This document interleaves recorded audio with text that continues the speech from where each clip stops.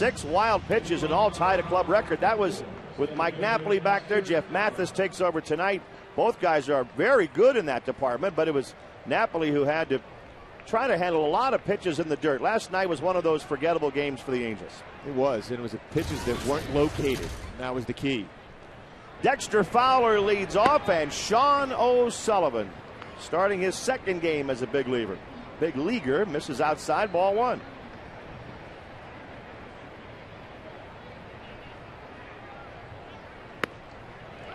In your mind, what did he really do well first time out against the Giants? No nerves at all, and that's surprising. When you're a young kid making your debut on the road like he did, against a club like San Francisco was playing well, and he just looked like he was pitching in a game in A-ball. And the thing is, when he was behind in some counts, he threw a great changeup. At times backed it up with another good changeup, which is pretty rare to see for a 21-year-old. He's ahead of Dexter Fowler, 1-2. Fowler stays alive, fouling that one off to the left.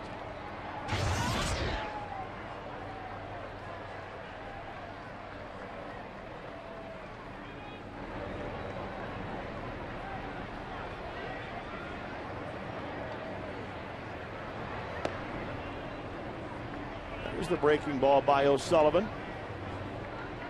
Matt Palmer took his first loss last night. He's now 6-1.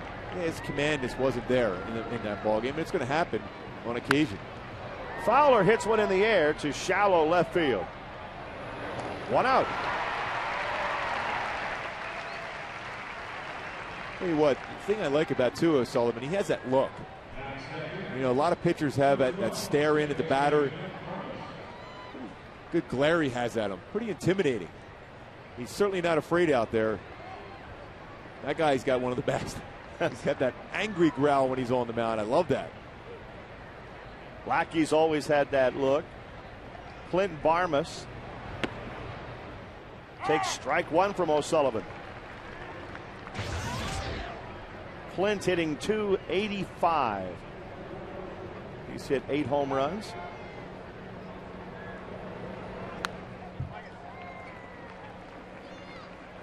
The Rockies, with a 6-game winning streak, they're getting closer in the NL West. They're just half a game out of second place starting play tonight behind the Giants.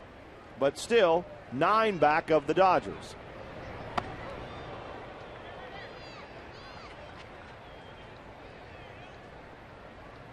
Jim Tracy, 19-5 as the Rockies manager. Talk about a guy that knows every detail, expresses it very well for his club. Very good communicator also. And a calming influence. 2 balls and 2 strikes to Clint Barmas.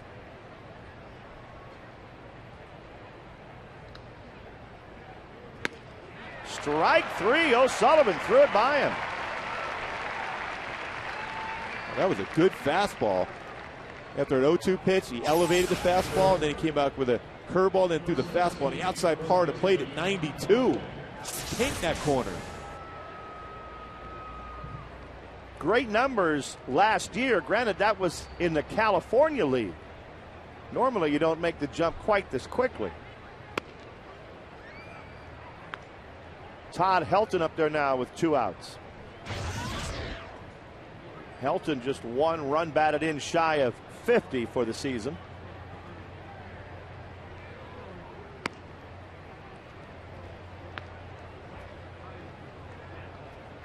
Two and 0.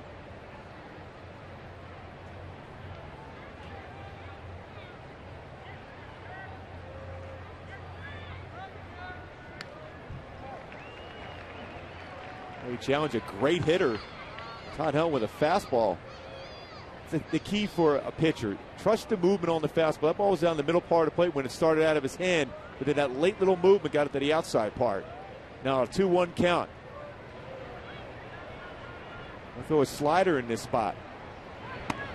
And left it up high for ball 3. That's a lot of confidence in your secondary pitches to be able to throw that when you're behind. He got underneath that slider. That's why the elbow dropped and the pitch was elevated. But still the thought process there for a young pitcher to be able to throw that pitch is the right thing to do. We're going to come back in with a fastball on the outside part of the plate. And it's ripped down the line by Helton. That's a fair ball down into the corner. Abreu's quickly there, but Helton slides into second base with a double. Well, you said it, Gooby. He's a very good hitter. Howard's Exmo, you can see the shift of the balance of the weight by Todd Helton. Kept his head back, kept it still, drove that ball in the right field for a double.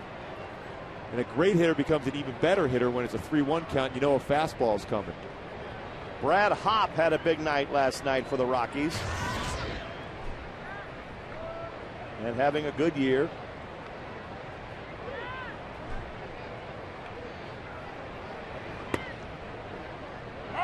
Watching the Rockies play last night, of course you're always surprised when any team goes 17-1. But what I thought was surprising was that they had ever been as far down as they were. That's a pretty good lineup they put out there every night. Well, they hit the ball hard, hit the ball up the middle, they hit the ball the opposite field. They're very aggressive, though. That you got to use that to your advantage if you're a pitcher. What I mean by that is, you start a fastball just off the outside part of the plate. They're going to be up there hacking. Generally, although Matt Palmer was out of the strike zone a number of times last night, they're an aggressive club. Use that against them if you can. It's 0-2 to Brad Hopp.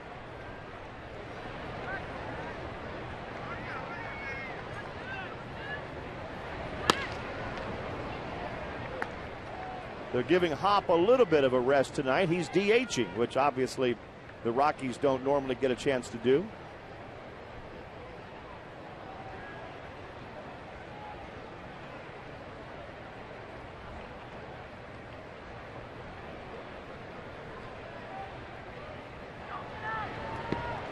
That one was way out in front of the plate.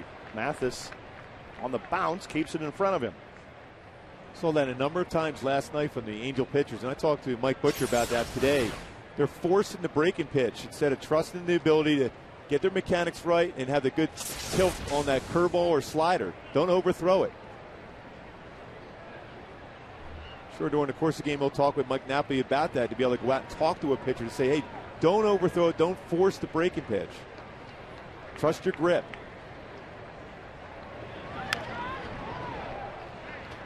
Still 2-2 to Brad Hopp. Sean O'Sullivan has given up a 2-out double to Todd Helton.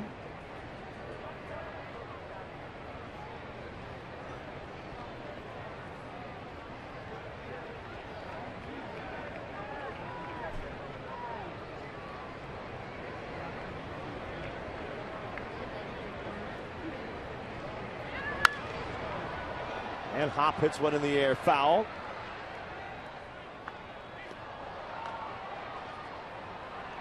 The Colorado Rockies under Jim Tracy, in their first 52 games, they were 20-32. After that, nobody can beat them. Well, you're averaging 6.6 runs a game, and your ERA is at 3.3. There's a pretty good chance you're going to win a lot of games. But 17 of 18 is unreal.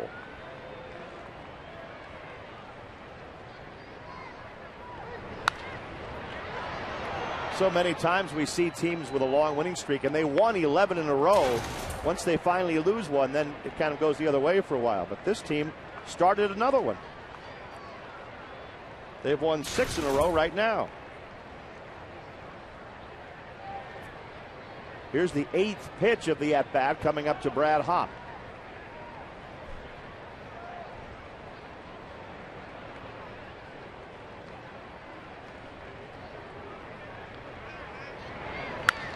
He hit it hard, but he hit it right at Meiser's Turris, and that'll end the inning. The Rockies leave Helton at second. Bottom of the first coming up.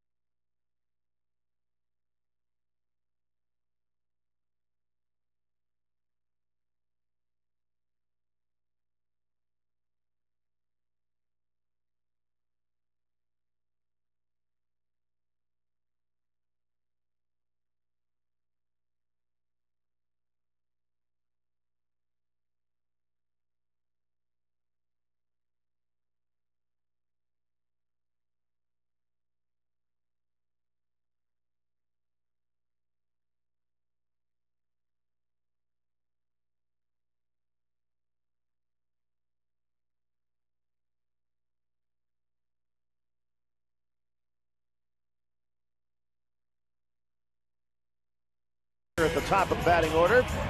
Vladimir Guerrero, Juan Rivera, and Kendry Morales in the middle. Then is Torres, Mathis, and Ibar to face Ubaldo Jimenez. That's the AM/PM batting order for the Angels.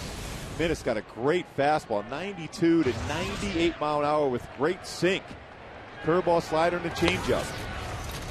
And he's been unhittable his last 4 starts, going 3-0 in the ERA at 2.43. Sean Figgins has been one of the hotter hitters in baseball over the last 5 weeks or so. Since May 13th, he's hitting .393, which has raised his overall average up to .323.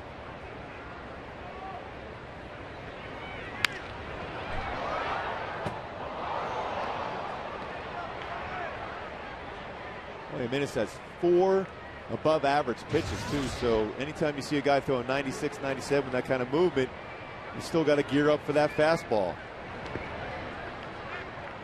Jimenez is 25 years old, 6'4", and right around 200 pounds.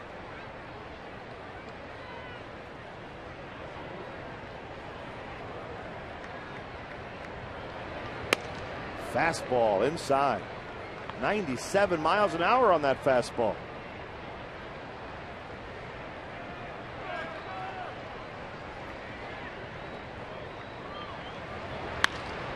Hit well by Figgins into right center field. Racing back is Dexter Fowler, and he catches up to it. Boy, Fowler was playing relatively shallow for Figgy. He had to go a long way to get that one. Boy, it helps to have great speed.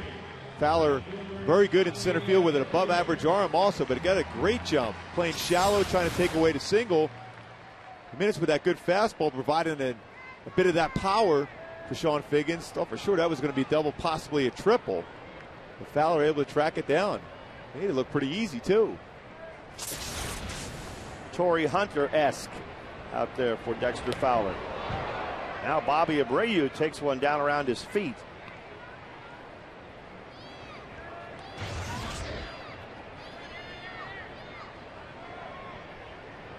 Bobby hitting .294.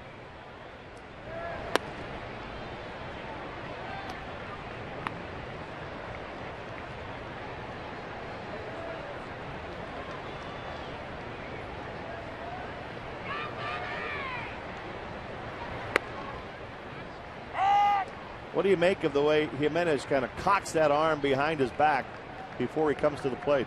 Well, similar to what I used to do, believe it or not. Everyone knows, oh, that's where you're going to hurt your arm, but it allows him to be able to have better balance in the end. It's not necessarily how you bring your arm out of the glove, it's when you get to that release point if your mechanics are still in line. And he's landing very well as his arm is coming through the rest of his body. You see right here, hooking in the back and then going over the front part of his body. He's landing perfectly and still good fielding position. 2-2 to Abreu, who is called out on strikes. Boy, he got that fastball over the inside corner. The Rockies defensively, you just saw Fowler make the catch. He's out there with Smith and Gonzalez. Ian Stewart's at third. Tulowitzki's the shortstop. Clint Farmas and Todd Helton on the infield, with Chris Iannetta catching the hard-throwing right-hander Ubaldo Jimenez. It's a lot of speed in that outfield for the Rockies.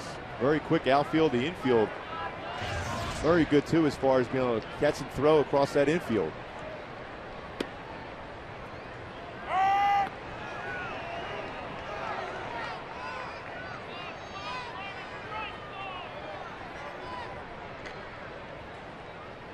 Oh, 0-2 to Torrey Hunter.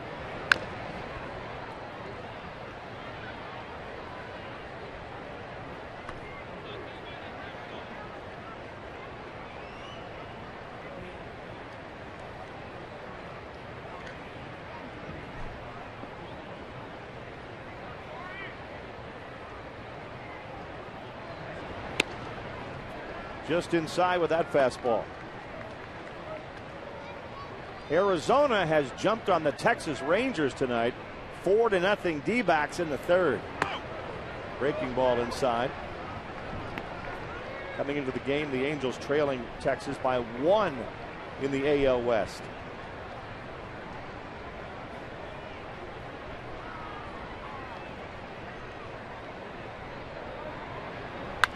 Torrey hits it right back to the mound.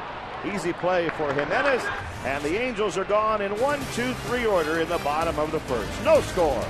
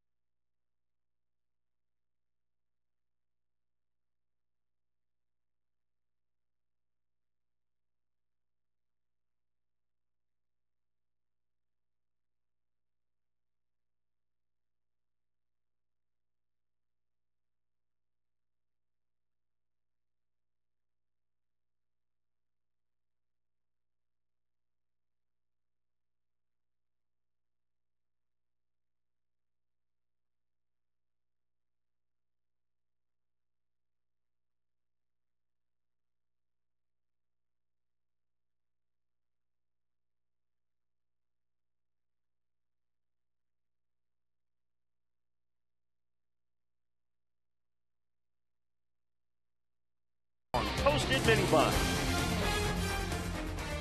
No score. Top of the second inning at the Big A tonight. Sean O'Sullivan getting set to face Troy Tulowitzki.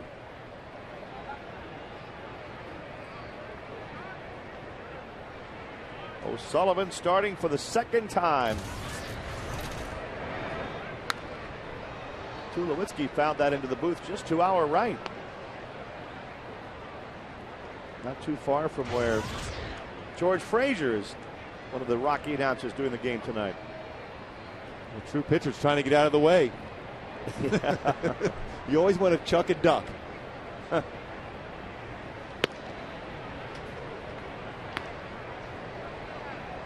One ball, one strike to Tulowitzki.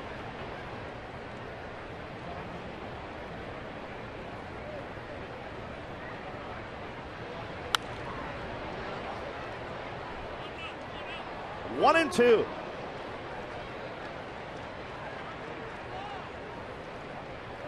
There's Frazier. He has the ball. To see, it's not that hard.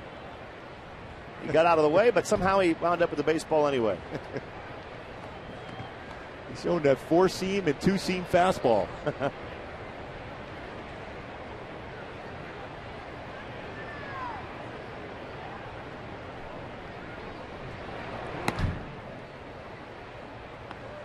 Two balls, two strikes. O'Sullivan threw quite a few pitches, 24 in the first inning.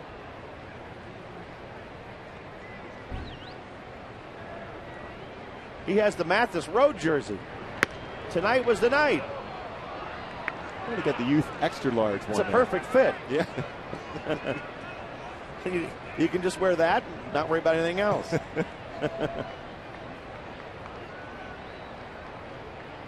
There are some nice jerseys, though. There is ball four to Tulowitzki.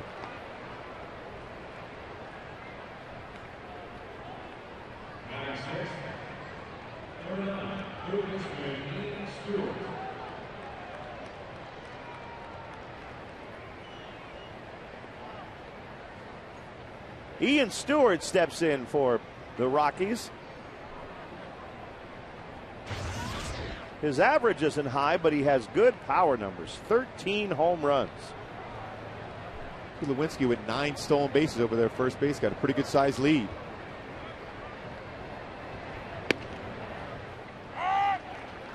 The strike into Stewart.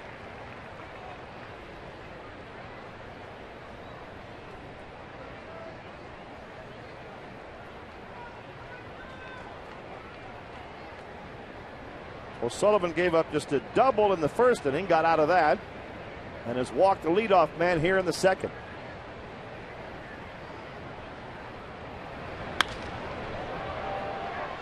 In the air, third base side, and out of play.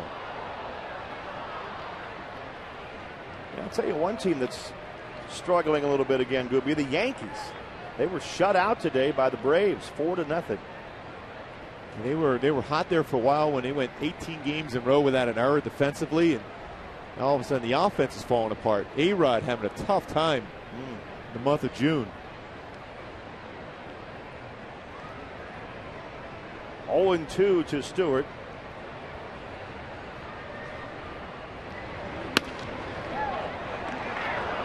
Tulowitzki dives back in there. Jeff Mathis so good at that, catching and throwing behind the left-handed batter.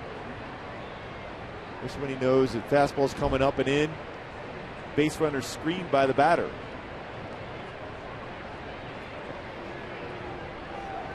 One and two.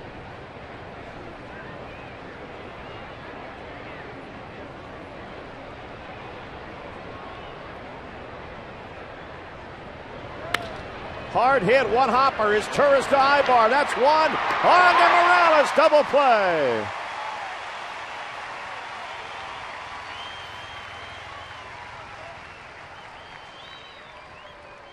Well, you can see we talked about Meister with that play last night.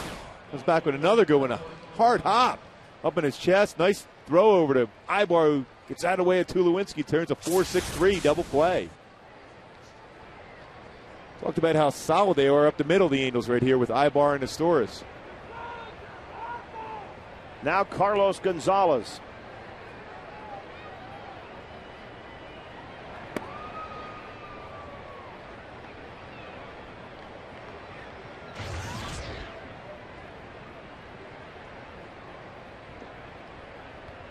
Carlos, not a lot of at-bats, hitting just 196.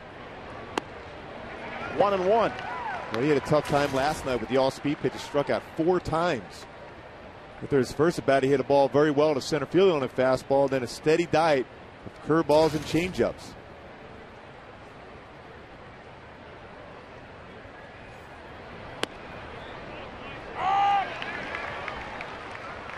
One and two.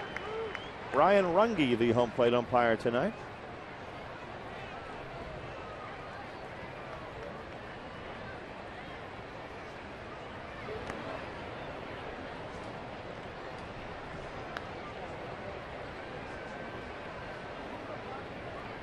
O'Sullivan helped out by that one-hop smash to his Turris for a double play.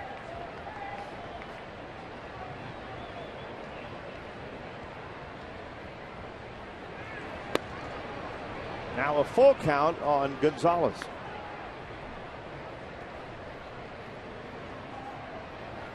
But it's the time, if you could throw a curveball or a changeup in this spot, you get a swing and miss.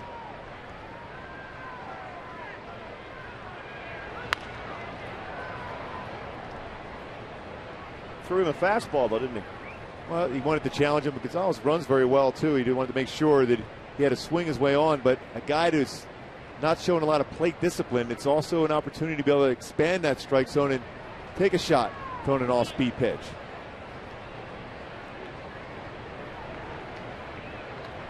With a changeup in this spot. And it strikes him out. O'Sullivan walks off after the second inning. No score.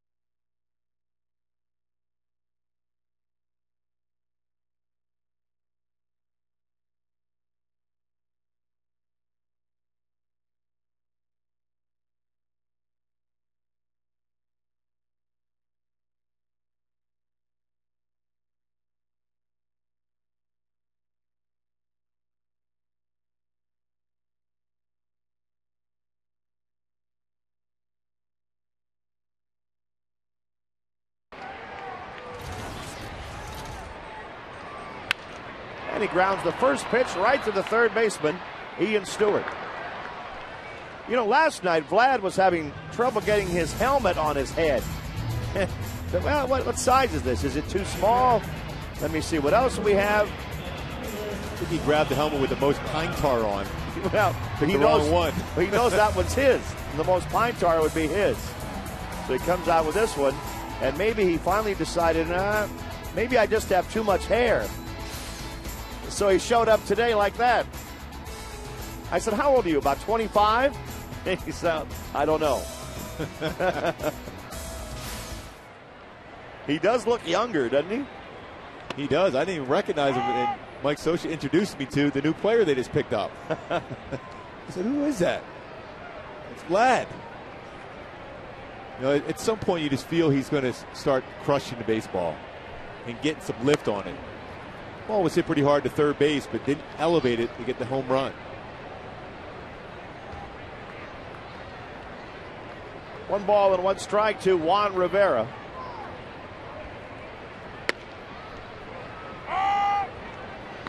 Well, this guy's a flamethrower, Gooby. And it's not a straight fastball either. That thing has great movement on it. So the key is anytime you see a pitcher with that kind of fastball and that kind of commander, the best thing you do is somehow get on base. They're not quite as crisp when they're at a stretched position. 2-2 to Juan Rivera. 12 wins last year and 172 strikeouts. See why with this kind of fastball. Just missed with that one at 97 miles an hour.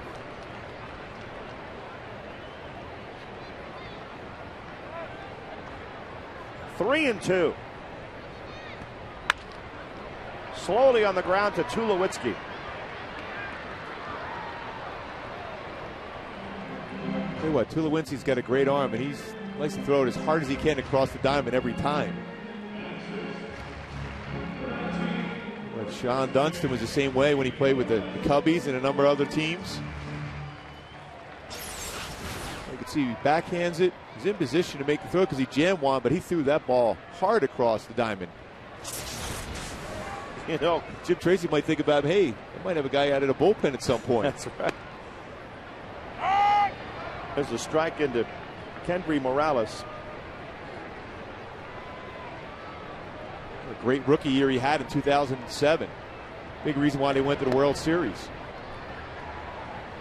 Ubaldo Jimenez is 25 years old now, but the first time he tried out for the Rockies in the Dominican, he was 17 years old. He threw a curveball. The catcher stood up to catch it, and it hit him right in the neck. Jimenez said that pitch broke about 3 or 4 feet, I guess. That's a pretty good drop. Yeah, that is pretty good. But I don't know where it started, maybe 3 feet above his head, and came down and hit him in the neck. Anytime you got that kind of movement and break on your pitches, you might as well take a shot and sign them. He grew up idolizing Pedro Martinez. 3-1 to Morales. Now a full count.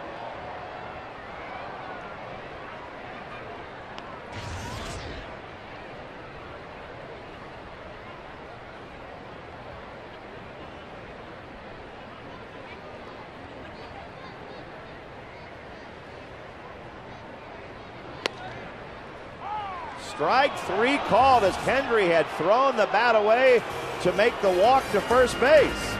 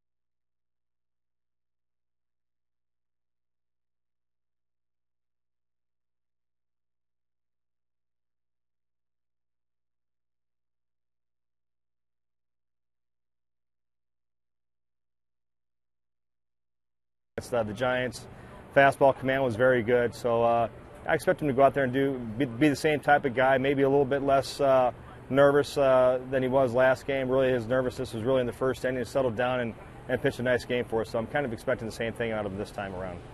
Butch never takes any credit for it, but he's sure gotten a lot out of some of these guys, hasn't he? Especially considering what they've been through this whole season. The injuries, the tragedy of Nick Adenhart, all this put on Mike Butcher and all these young pitchers coming up. He says the same thing all the time. He says, hey, these guys are getting an opportunity. They got to try to succeed at this level. It's the same thing. If you attack the strike zone, throw a strike on that first pitch, you have a chance of getting people out. Chris Iannetta leads off the third inning for the Rockies.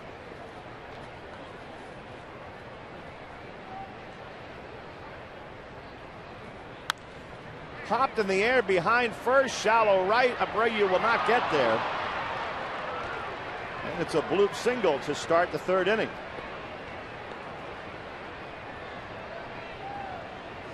He jammed him, Gooby, but was able to muscle up a little pop fly. It's a pretty good pitch, too, by O'Sullivan. But Iannetta was able to fight that one off, and Bobby thought about sliding in to make that play, but kept it in front. He knows it. O'Sullivan got a double play last inning. He's a guy who's capable of getting ground balls. If he gets by him, it's a double or a triple. Seth Smith, the batter.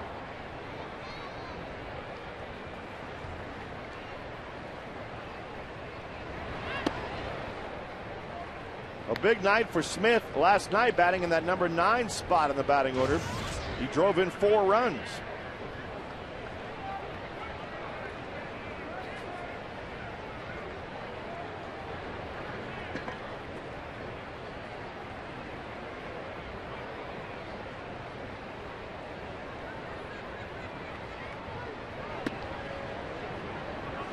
Two and 0 now. Seth Smith hit a shot last night to right center field. Didn't think it was going to be a home run, but got over the wall in right center. A low line drive that Smith hit out for his 5th home run.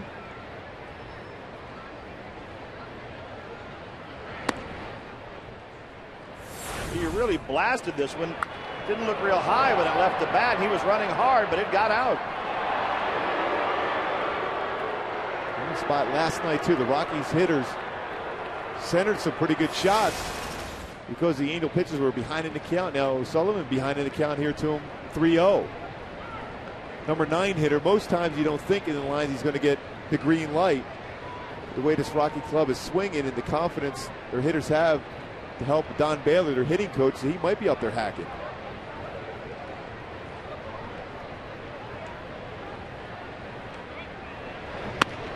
He takes it outside, and the first 2 Rockies in the third inning have reached base. Tomorrow night, all fans in attendance will receive a free Angels cooler, courtesy of Sparklets and 106.7 KROQ. Tickets for this game are available for $7 in select view-level seating areas or $12 in the right and left field pavilions when using the password RALLY at angelsbaseball.com or the Angel Stadium ticket window.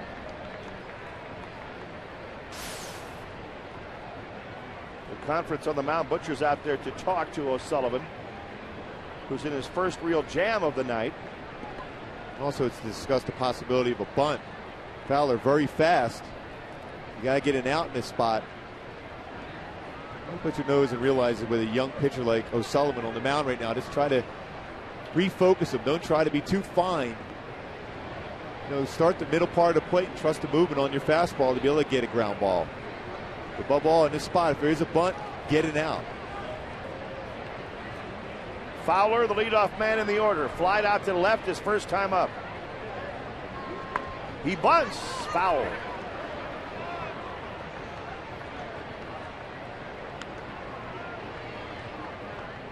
Dexter Fowler has more walks, doubles, and stolen bases than any other rookie in the National League.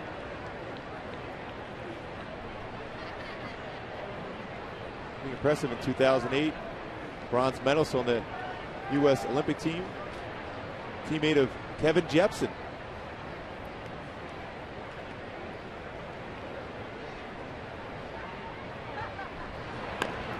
He gets the bunt down out in front of the plate.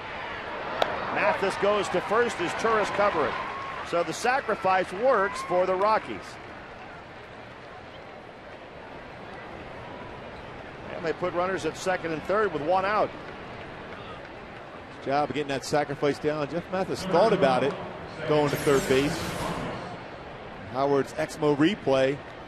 Good job of playing catch with the bat. That's how you're supposed to get that bunt down. Put it out in front of the plate.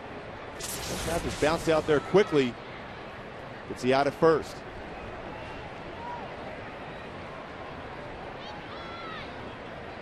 Clinton Barmas. He's raised his average to 285 by getting 29 hits this month already.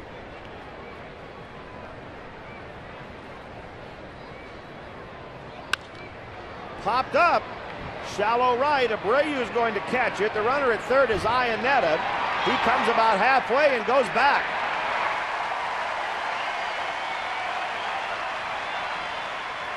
Well, Bobby got himself in perfect throwing position. 120 career assists. He's fourth most among active outfielders. And the reason why he's able to do that and get that many assists is because he got behind that baseball, caught it on his throwing side, to a good throw into home. Now 2 outs for Todd Helton. So O'Sullivan is not out of the woods yet with this guy at the plate.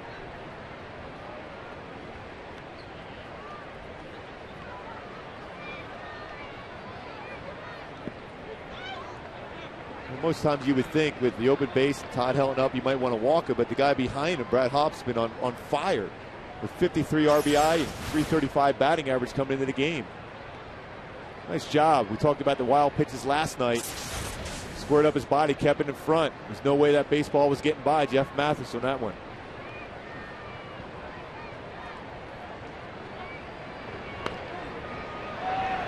Rolled foul on the third base side.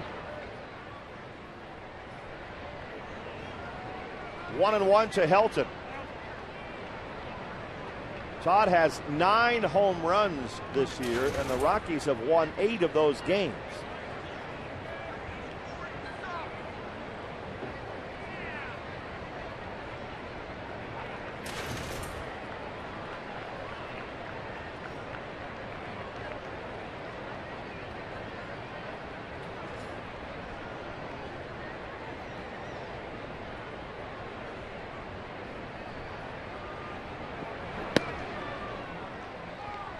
Two and one.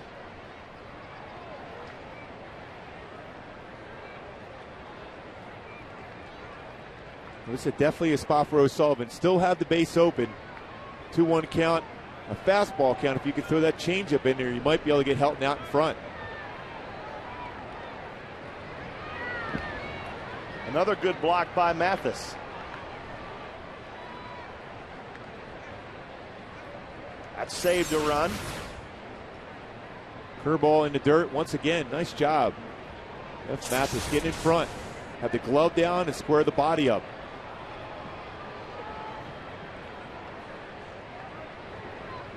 Three and one to Helton.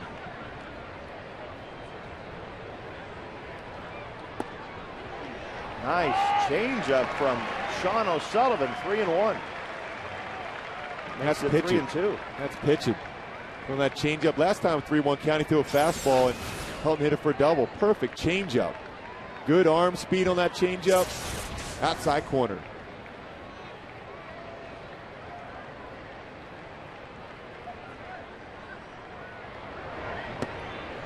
But the 3-2 pitch misses, and the Rockies have the bases loaded with 2 outs. Brad Hopp coming up. So for Colorado, Iannetta's at third, Seth Smith at second, and now Helton at first. 2 outs, and the cleanup hitter, Brad Hopp, who grounded out his first time up. Pretty consistent numbers, 25 home runs, 95 RBI the last 3 seasons, averaging.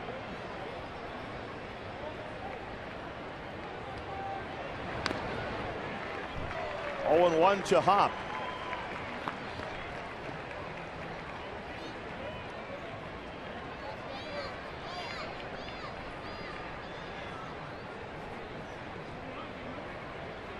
Hop has 24 doubles this year. That ties him for the National League lead, along with 11 home runs. But O'Sullivan jumps ahead of him 0-2. Well, that's a gutsy pitch, too, going inside with the fastball with the bases loaded. Trusted the movement on that two-seam fastball to start it in at the hip and bring it back to the inside part of the plate. Good movement. Now ahead on the count, 0-2.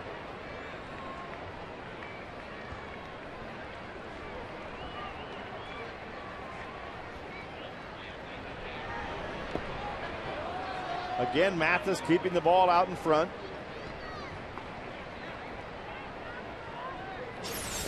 What a nice job, too, by Jeff Mathis.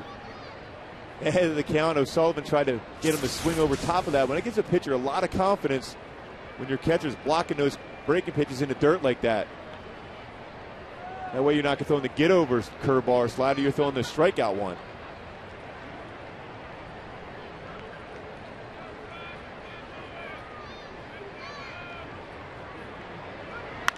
There's a shot hit to his Torres, who one-hops it and throws him out.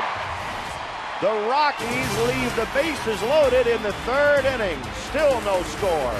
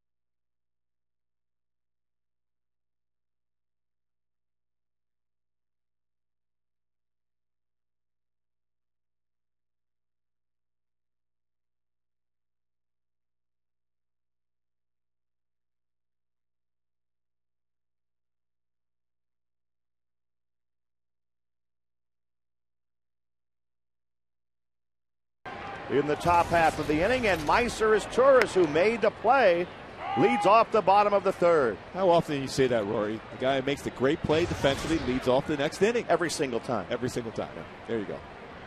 Just checking. The Rockies have hit a couple of shots for outs tonight, haven't they? Well, that ball was seared right at Meiser, but he made a great play. Almost got by him with such a tricky hop, too. He hits a line drive into center field. Fowler can't quite get it. Meiser is Torres, leads off with a single, the first Angel base runner of the night. A nice swing by Meiser. That's all you can do against a guy with this type of velocity, is just thinking in lines of hitting it right back up the middle. Exmo replay, good weight shift. Good job with getting his hands through. Fowler almost made the play, but kept it in front. He's been impressive in center field the last couple of nights, but couldn't quite get to that one. And now Jeff Mathis. The giveaway was the Mathis road jersey tonight, Gooby, which is a good thing. He's able to wear the home jersey. Well, it's important for him. They gave all his road jerseys away. So he had to wear the white jersey. That's why they're giving away They'll roll one so he can go back. He's been hitting much better at home. He bunts, a good bunt, and a no play at third base by Stewart. When you look at the defense, the Rockies, it's pretty surprising they weren't playing up anyhow, thinking in the lines of a bunt sacrifice. Stewart playing back. Nice job by Jeff Mathis getting a bunt for a base hit. Stewart playing pretty deep at third base. They did give him a hit. If Stewart comes up with that cleanly, he might get him. But he was deep, and the Angels have their first threat of the night. First and second, nobody out. Now, this certainly is a situation where the Angels may put down the sacrifice bunt. Colorado's thinking in those terms. Ibar, a logical candidate to bunt.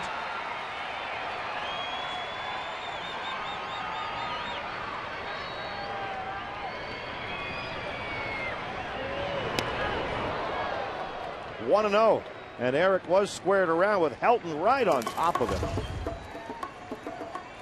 Not necessarily an easy thing to do, bunt a 95-mile-an-hour fastball with that kind of movement, but you have a better chance when it's down in the strike zone as compared to up in the strike zone. 1-0 to Eric Ibar.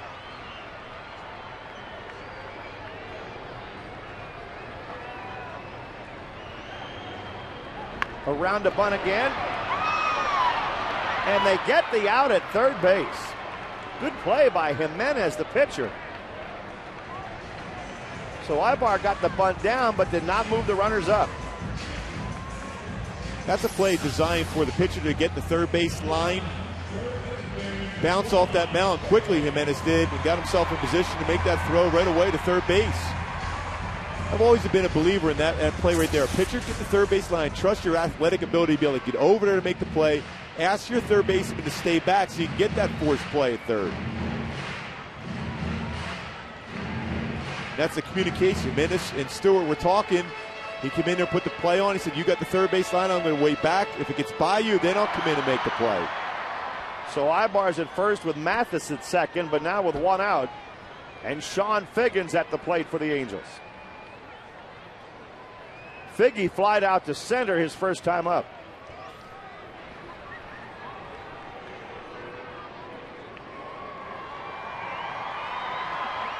And that first time up, Figgy hit it hard, sending Fowler back to the warning track to get it.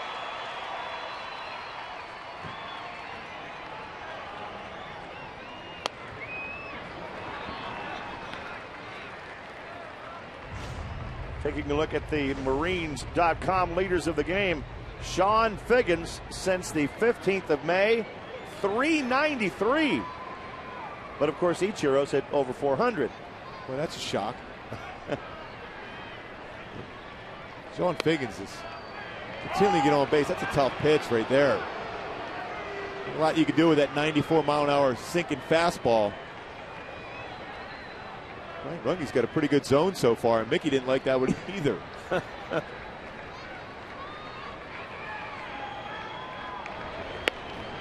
1-2 to Figgy. We got there 94 with movement through a changeup at 84. 4+ pitches for Jimenez. 1 out, 2 men on for the Angels.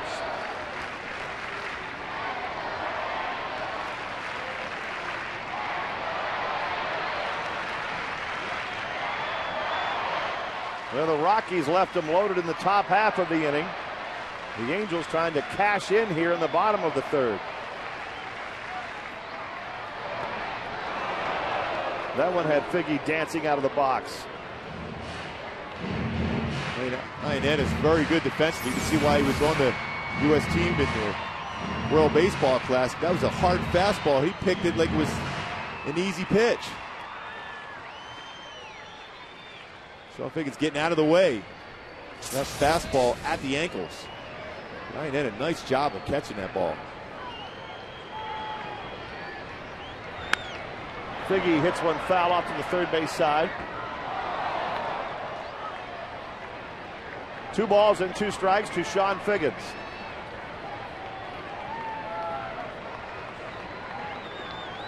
Overall now, Figgy's hitting .322. So he's putting together a terrific first half.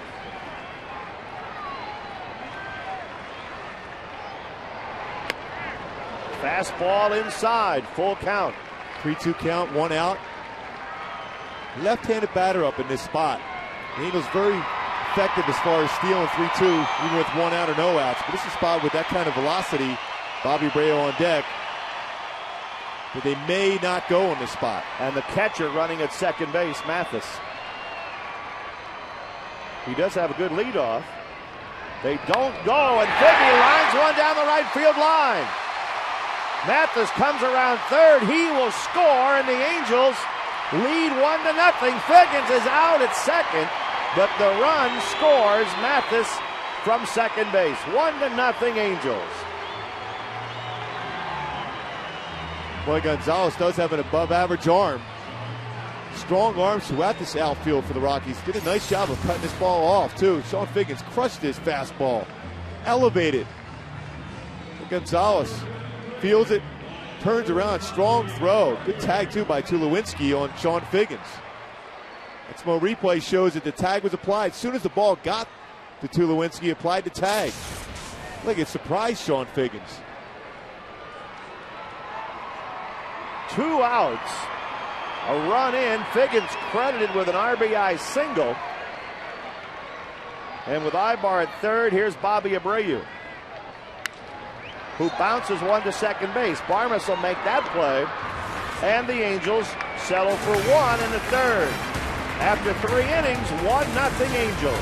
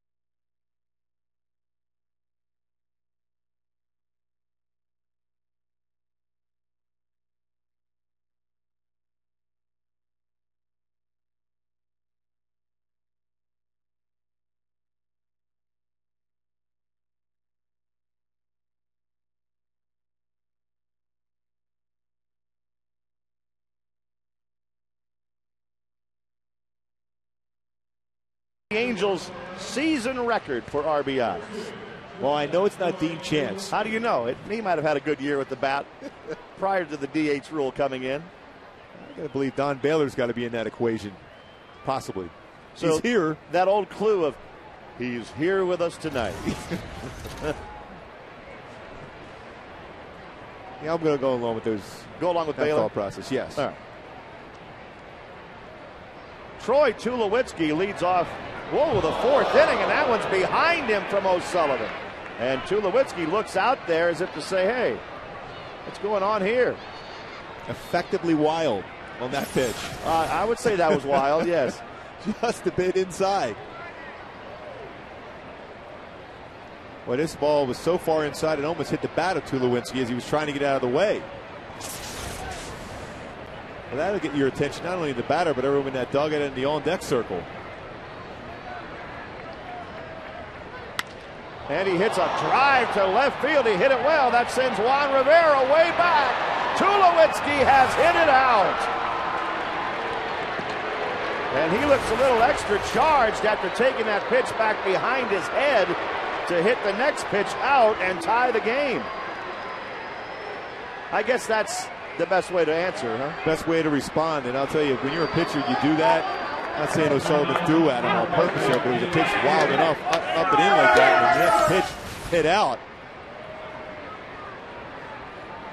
It's a pretty hardy swing, too, by Tulowitzki. It's 11th home run on the season. The Rockies have hit at least one home run in each of the last 7 games now. There's a fly ball to right by Ian Stewart. And Abreu takes care of that one. Troy Tulowitzki getting his 11th. RBI number 28 to tie the game. It didn't take a long time to get around the bases either. Don Baylor said, hey, that's how you respond.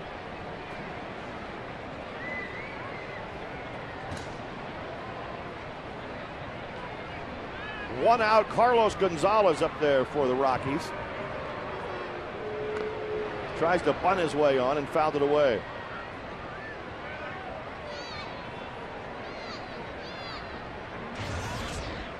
Arizona continuing to lead Texas. They've lengthened their lead to 7-2. That game's only in the 4th inning in Phoenix. D-backs 7, Rangers 2.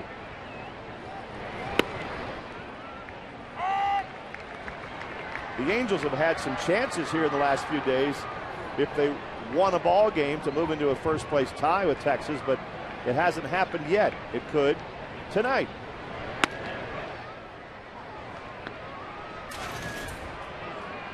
See O'Sullivan respond after that home run by Tulowitzki to get that fly ball to right and get ahead of the count here to Fowler also. To Gonzalez. 2-2 now to Carlos Gonzalez.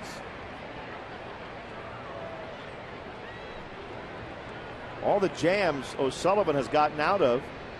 Then he gives up a leadoff home run here in the 4th inning to put the Rockies on the board. And there's a shot to first. Nice play by Kendry Morales. 2 down.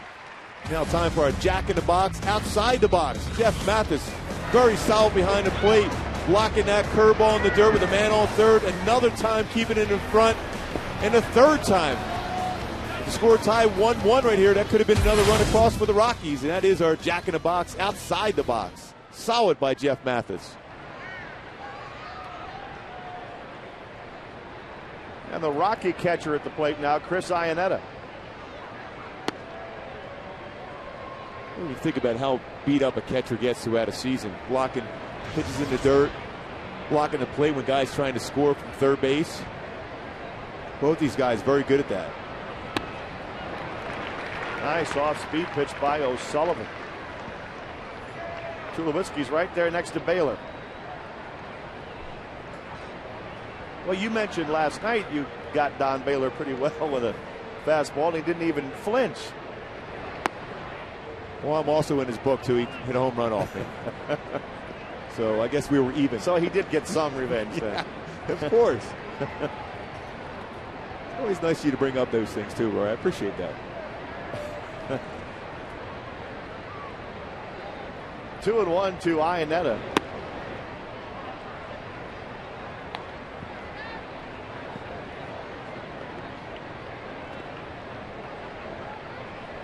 O'Sullivan's thrown 72 pitches tonight. We're only in the 4th inning.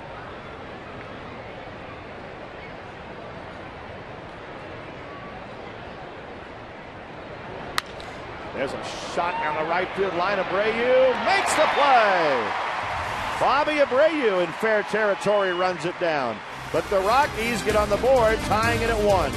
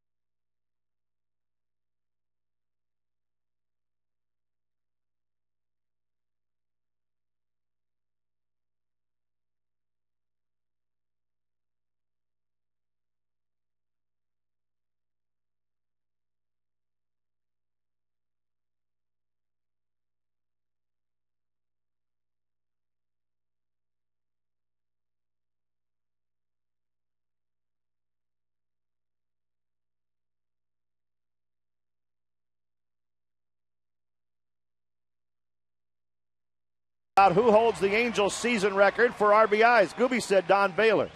1979 maybe? Very good. That's the first one you've gotten in 3.5 years. Thank you. But you knew with him here tonight you had a shot. I had a shot. Yeah. I knew Team Chance didn't get a whole lot of at-bats. So I got my better shot at that one. MVP that year, too, for Don Baylor. Torrey Hunter leading off for the Angels in the bottom of the fourth. He's on that terrific pace. If he keeps going, he'll hit somewhere close to 40 home runs. He hit that one fairly well, but didn't quite get it, so Fowler will make the catch.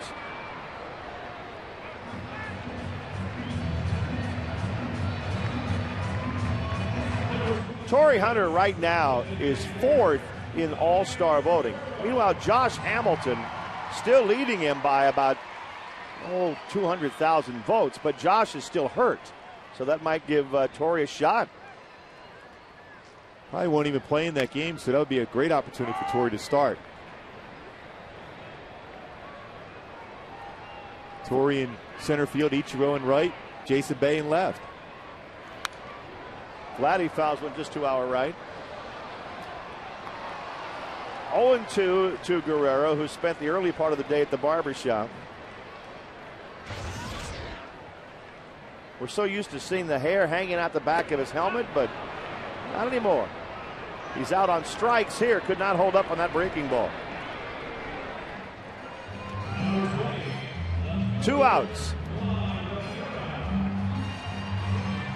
Boy, Vlad still pressed and swinging that breaking pitch out of the strike zone off the outside corner. You see him, he wants to hit that home run. And when you try to hit a home run, it's probably the most difficult thing to do. Rivera fouls one away. Eric Ibar has not followed Vlad's lead, at least not yet anyway. Similar type of hair for Ibar and Vlad before the haircut for Vlad.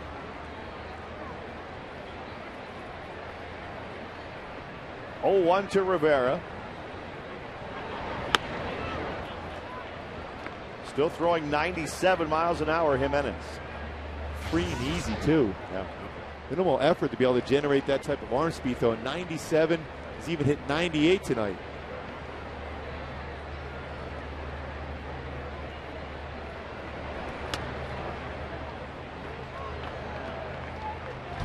Two and 1 to Juan Rivera.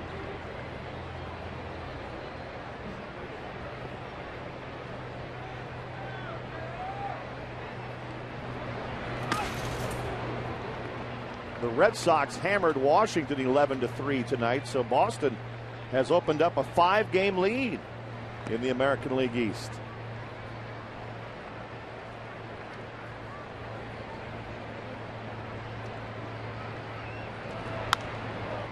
Hot foul.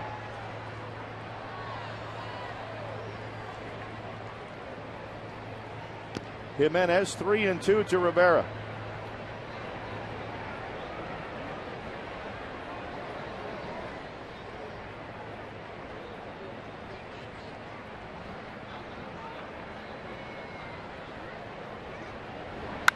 There's a shot into left center field by Juan Rivera. Fowler races to the wall. That ball is gone. Home run, Juan Rivera, and the Angels take the lead.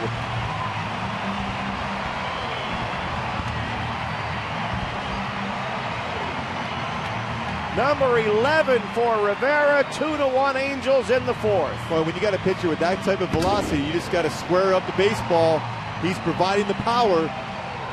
Juan Rivera, what a swing. It's only the 4th home run Jimenez has allowed this whole season in over 90 innings. So a difficult guy to hit a home run against, but Juan Rivera continues to crush the ball. Kendry Morales takes strike 1.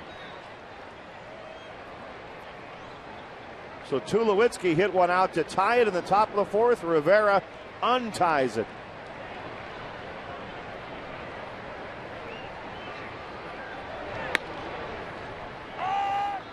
There wasn't much doubt that he had gotten this one, Gooby.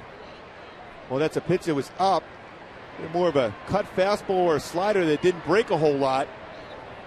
But Juan, a good swing, hits it out of left center field. Deep part of the ballpark.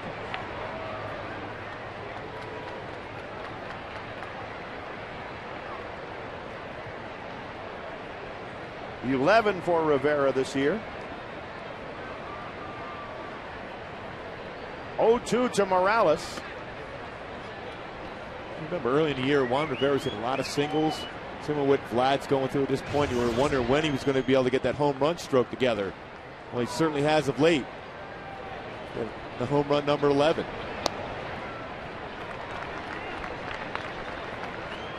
Two balls, two strikes to Kendry Morales.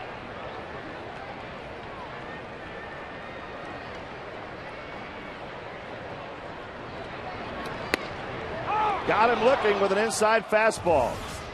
But the Angels are back on top on the home run by Rivera. 2-1 after 4.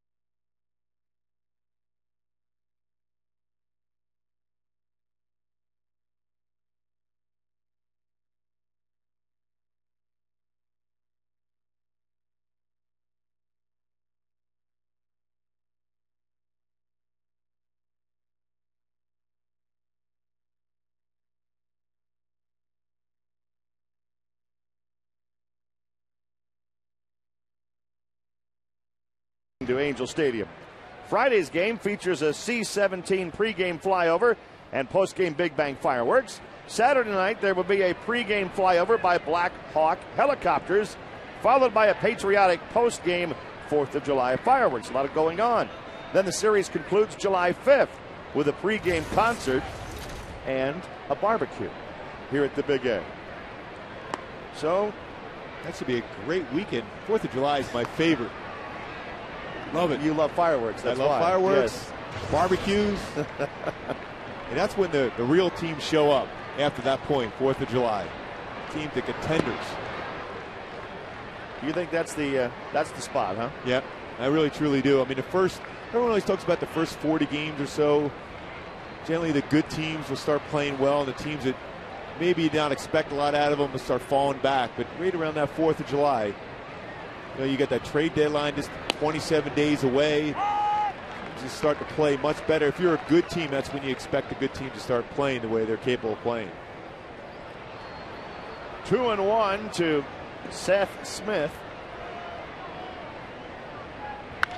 He hits one hard to dead center field. Torrey Hunter goes back. It's over his head. He plays it off the wall. And Smith has a double. I don't know if I've seen many number 9 hitters better than this guy lately. Well, he's hit the ball again. You mentioned last night at that home run. Ball was hit on the line to center field off the wall. It's a perfect swing. Great balance once again. Lower body shift. Hands through the zone. Hits it off the wall right by the 400-foot sign. Well, you can see there. You get that center balance right here. That's the spot right there where you want to get it and drive it. Right down in here, drive it. The center part of the body, right in this spot, is what makes you that much more effective.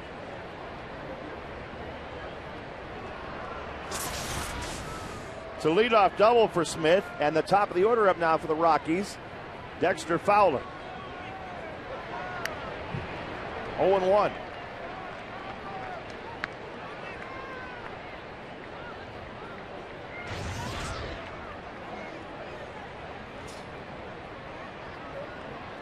Fowler, last time up, had a sacrifice bunt.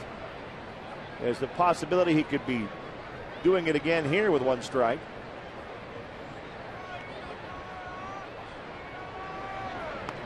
He tries to, but fouls the bunt back. Boy, he had Figgins and Morales right on top of him, didn't he? But still, with all that speed that he has, certainly when you make the third baseman feel that ball, he's easily going to be able to get into third base. Really good. That's what you want to do as a pitcher. You want to elevate the fastball. There's a better chance of getting a pop-up. Now with 2 strikes, Fowler will be swinging. And he gets the runner over with the ground ball to second. So he wound up doing his job after all.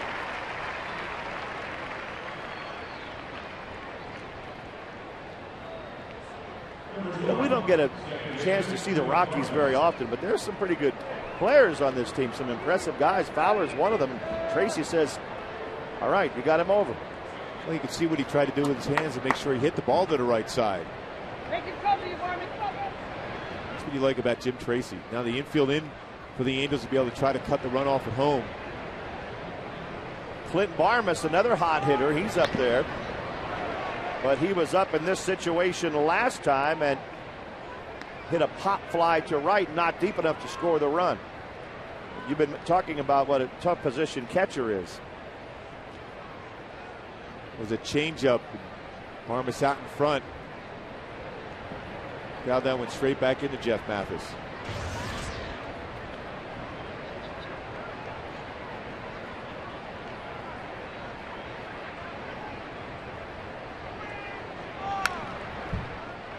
O'Sullivan ahead of Barmas, 0-2.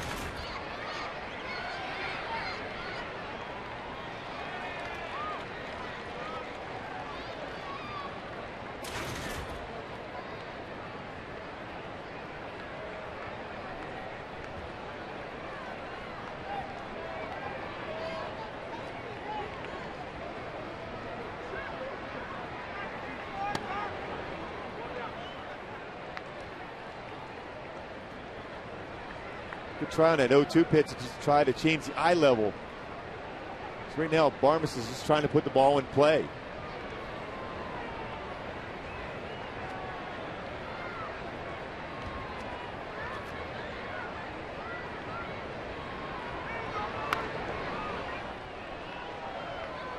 Still a ball and 2 strikes to Clint Barmas.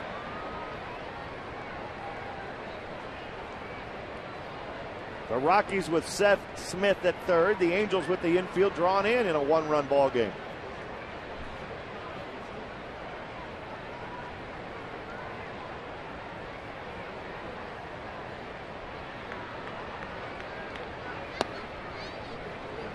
Two and two.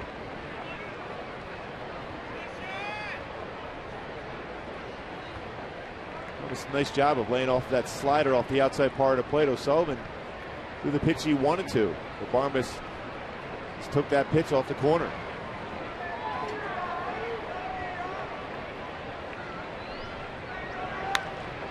Another foul ball. So Barmas doing a nice job of hanging in there on some tough pitches from O'Sullivan.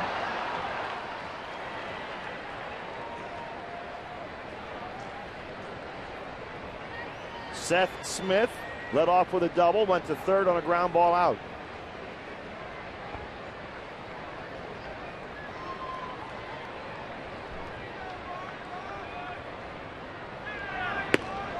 And now a full count to Barmas.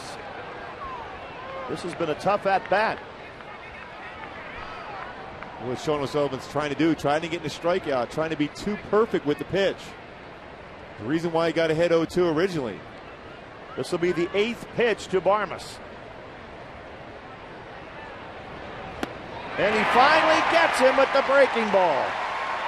Big strikeout for O'Sullivan. Sullivan, just great arm action on this off-speed changeup. It's a batter, you're thinking fastball. Way out in front of that 76-mile-an-hour changeup. Another tough one here in Todd Helton. Not through it yet, but also still has a chance to get out and still have the lead. Helton has doubled and walked tonight. In the dirt, Mathis saves the run once again. Well, coming off the 6 wild pitch night last night, Mathis has been brilliant behind the plate tonight. This is not an easy pitch to be able to block. He shifted his body over, kept it in front. He's able to look down at third base. Both the catches for the Angels, very, very good. Last night, Mike Napa didn't get a whole lot of help from the pitchers.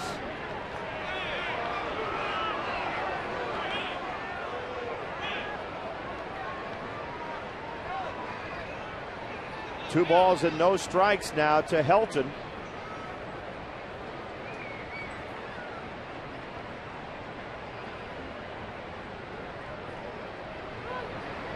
And there's a drive down the right field line, but he pulled it too much.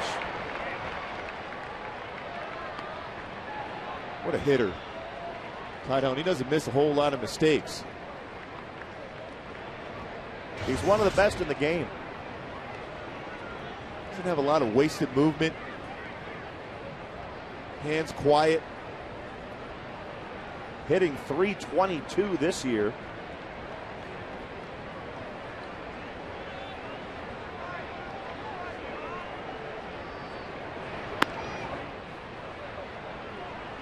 Three and one.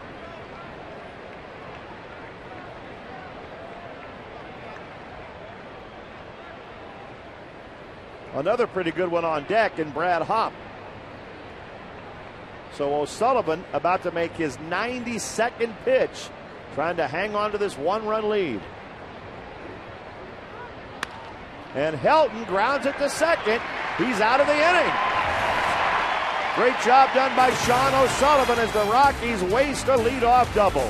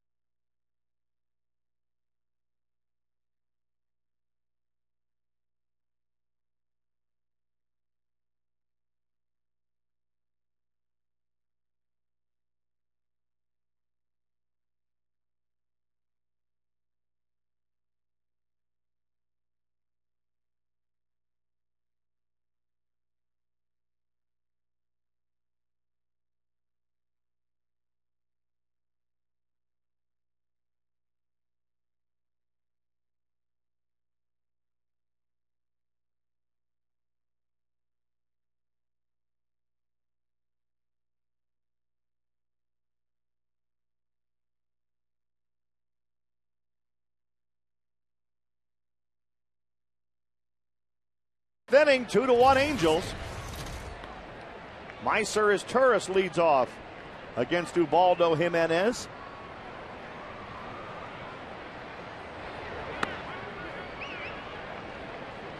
It happens sometimes, Gooby, where one team walks away thinking, oh, we hit the ball right on the button, right at people all night. And right now the Rockies are in that boat, aren't they? Yeah, they've hit some balls hard, but the defense for the Angels so far in this game has been outstanding. That happens. You know, the old atom ball. Then all of a sudden, as a pitcher, you start making your pitches. And then you get them cruise control. But this Colorado team, you can see why they're averaging during this streak in which are 17-1 at 6.6 runs a game. It's 2-2 to his Turris. And he hits one to the second baseman, Barmas. What do you say we take a look at the Firestone leaderboard, Gooby? Yeah, let's take a look at it. There it is. Team batting average. Angels at the top, tied 278 with the Toronto Blue Jays. Mickey Hatcher doing a heck of a job. Tampa just behind them at 275. Well, Mickey just works and works and works. His 10th year as the Angels hitting coach. He's here early every day. He's telling us up in San Francisco. It's amazing. You can see one of his pupils, Jeff Mathis, hit that ball down the line hard for a double.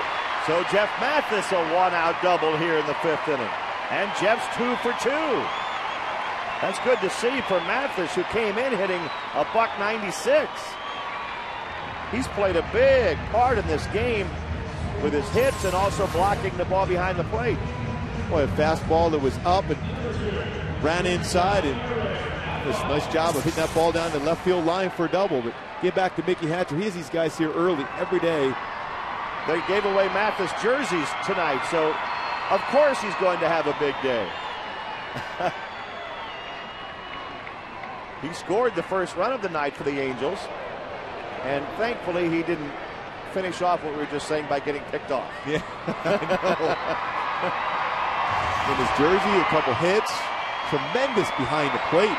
Jeff Mathis has been so far in this game, blocking a lot of tough pitches by O'Sullivan. Ibar at the plate now.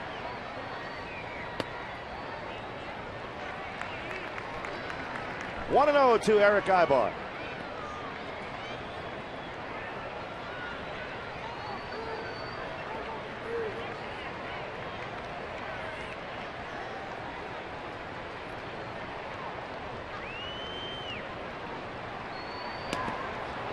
Kind of a half swing there.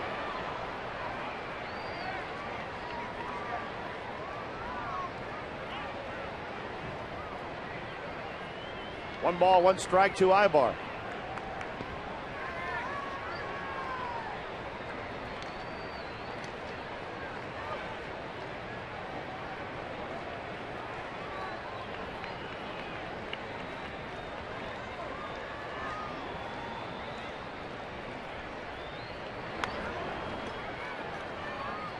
One and 2 to Eric. Iannetta out to the mound. He hasn't had to go out much to talk to Jimenez tonight.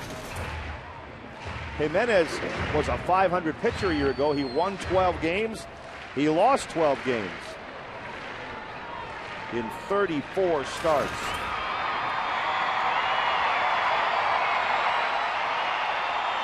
Pretty much 500 every year. 4-4 in 07, 12-12 last year, and he's 6-6 this year.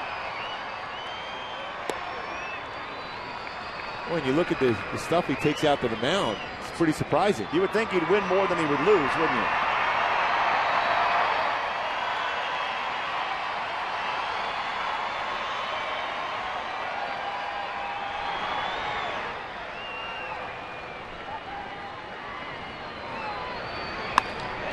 On the ground for second. Barmas throws Ibar out. Mathis takes third base. But now with 2 outs. If you're a fan of the Rally Monkey, you'll need to purchase tickets for the Thursday, July 2nd Angels game as the Patriotic Series with the Orioles begins. As you walk through the gates of the Big A, you'll be given the second ever Rally Monkey tie Beanie Baby, courtesy of the OC Fair. Log on to angelsbaseball.com and get your tickets. Looked like the monkey wanted to see how that Beanie Baby came out. All dressed in 4th of July garb. Looks good. Slowly to shortstop off the bat of Figgins. And just keeping his toe on the bag, Helton. The Angels are gone in the 5th.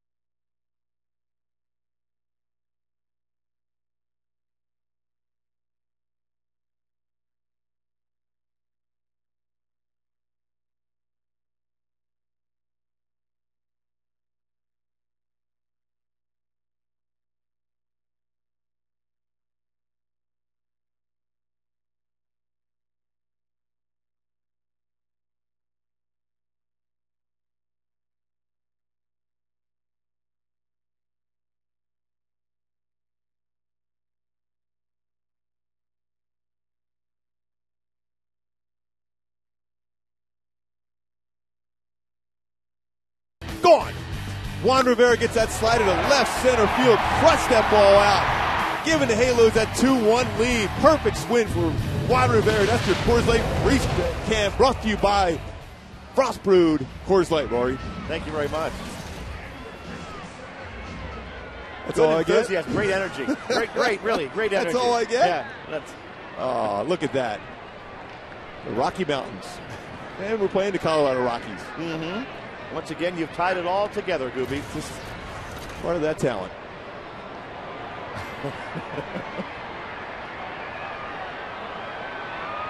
Brad Hopp leading off the 6th inning.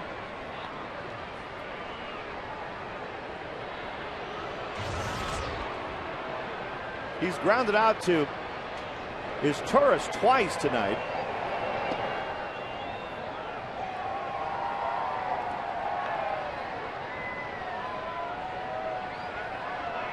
Two to one Angels in the 6th.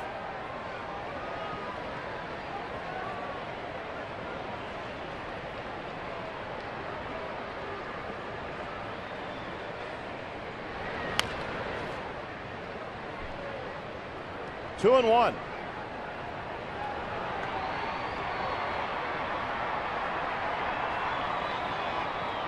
Sean O'Sullivan. He's made his 2nd start, another good one.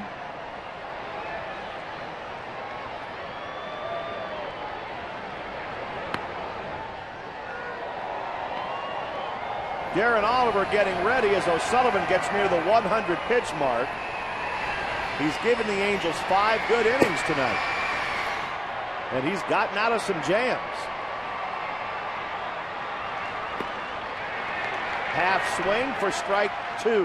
Another 3-1 changeup for O'Sullivan. Now he has options. 3-2 pitch coming up. Back-to-back changeups. And Hopp hits it up the middle for a base hit into center field. Well, that was a short swing by Brad Hopp. Nice job on that changeup. It was a pretty good pitch. Troy Tulowitzki, last time up, the first pitch to him was behind his head. He didn't like it much, so on the next pitch, he hit it out. Now he bats again.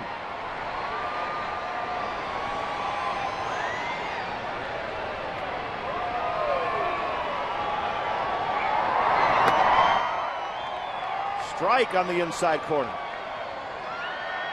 That was the 100th pitch of the night by Sean O'Sullivan.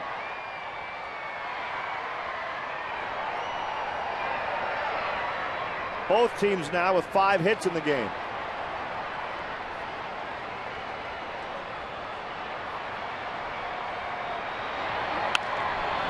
He hit that one deep to left field. If it stays fair, it'll go. It's a home run. Troy Tulowitzki in back-to-back at-bats. Hits him out. And the Rockies are back in front. Quite a night for Tulowitzki. Boy, this is a pitch that's up and out of the strike zone. What a quick bat for Tulowitzki. Going to hit right off the foul pole down that left field line. 3-2 Rockies, and that's it for Sean O'Sullivan in the 6th. Tulowitzki got the good part of the bat on that one and hit it right down the line.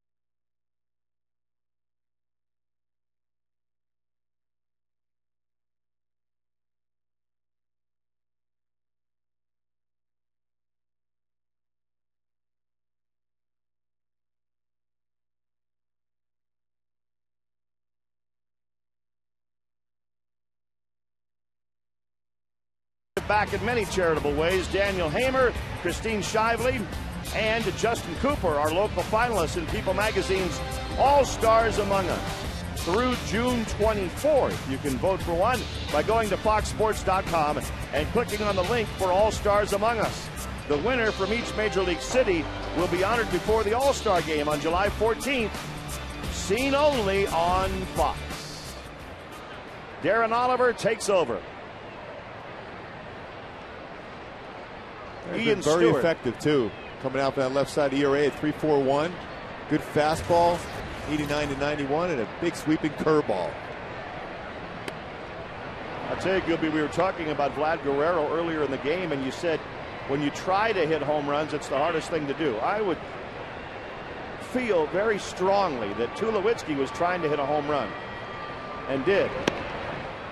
Right, that fastball was supposed to be on the outside part of the plate. It was elevated almost about shoulder level high and inside part of the plate. And you're right, he swung as hard as he could and connected. That was about as far up on the foul pole as I've ever seen a ball hit here at the Big A. Yeah, it was way up there. It's the first time he's had a multi-home run game in his career, and he's had it in back-to-back at-bats.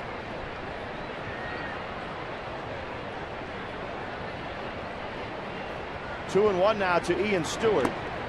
2 balls, 2 strikes.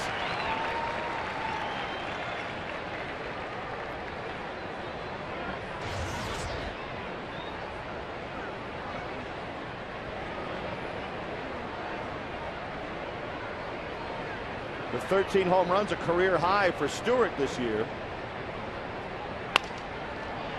I think he lashes one foul, third base side. Of course, the Angels can read the scoreboard as well as anybody. 7th inning in Phoenix, Diamondbacks 8, Rangers 2. So if that holds up, the Angels could move into a first place tie with Texas with a win tonight. And the Angels play the Rangers in Arlington beginning Monday.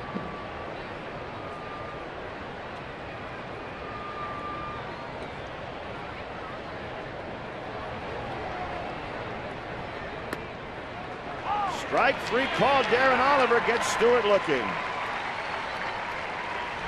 Now it's time for Alexis pursuing perfection. Troy Tulowitzki, first time off fastball after being thrown up and in. This ball up well to left center. This pitch on the inside part of the plate, out of the strike zone, hits the foul pole way up towards the top. Tulowitzki is pursuing perfection, crushing 2 home runs. And he walked his only other time up, so he's 2 for 2 with 2 home runs. Carlos Gonzalez fouls one off his leg. Gonzalez has struck out and grounded out 0 for 2 tonight.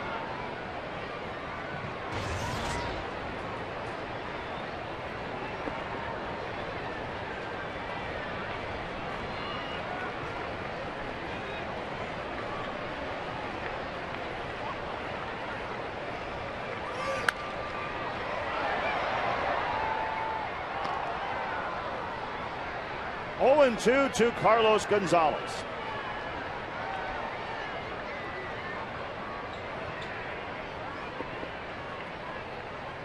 Darren Oliver in relief of Sean O'Sullivan, who went 5+ tonight. There's a shot hit. Foul. Boy, it took the first base umpire, Darrell Cousins, a second or two to throw his arms up on that one. I think somebody might ask him, "Are you sure?" And that somebody might have been Jim Tracy. Well, that was real close. Oh, you're not kidding. Even when they hit a ball foul, these Rocky hitters hit the ball hard. Cousins, I think, might have been concerned about getting out of the way of the ball. And Tracy's still looking over there.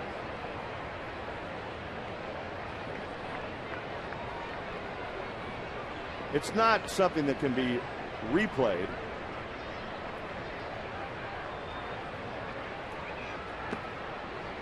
One and 2.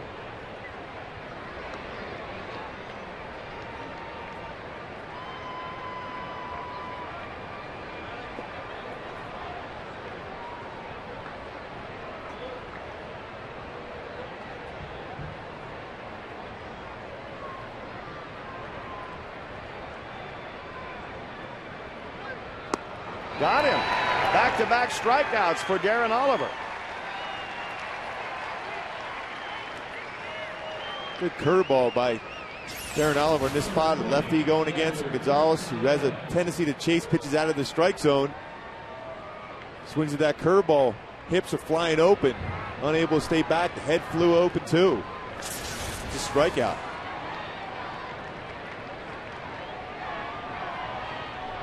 Two outs, Chris Iannetta at the plate.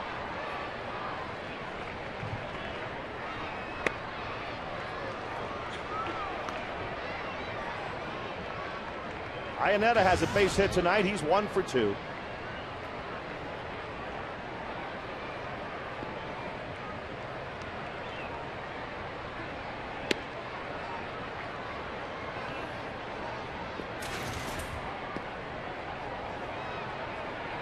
"38-year-old Darren Oliver, the veteran of the Angel bullpen, working here in relief tonight.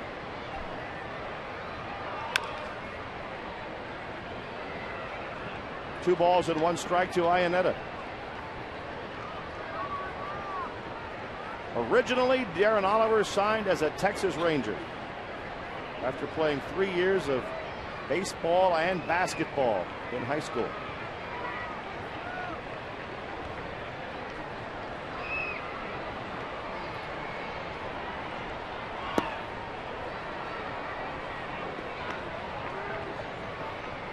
Three and one to Iannetta.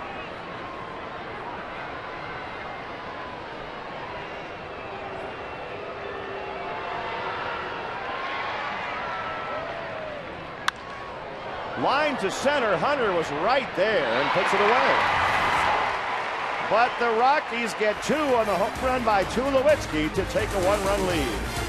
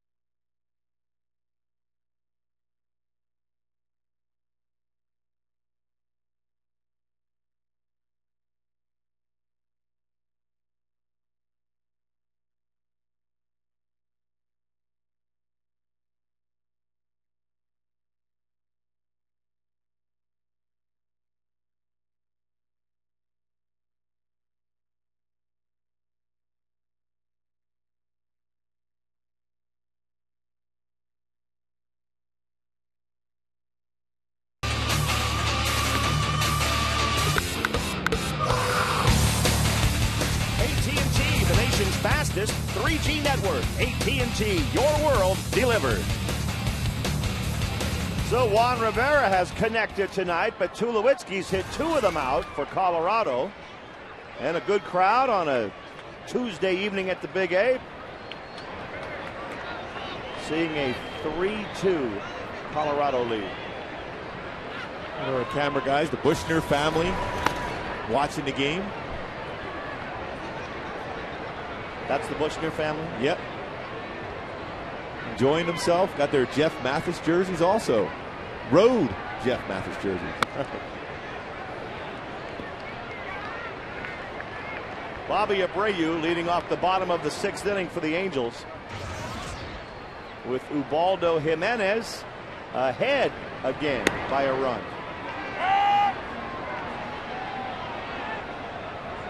So it's Abreu, Hunter, and Guerrero, numbers 2, 3, and 4 for the Angels in the bottom of the 6th.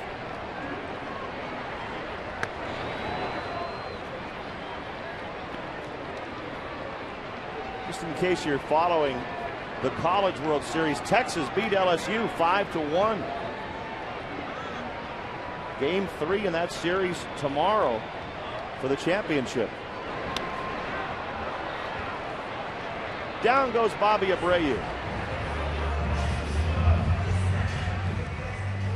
Angel fans on Tuesday, July 7th, all fans in attendance will receive a free Angels military-style hat courtesy of Walt Disney's G-Force. This green hat has a distressed bill with Angels club lettering across the front. And the Angels will be playing the Rangers that night. Log on to angelsbaseball.com to get your tickets.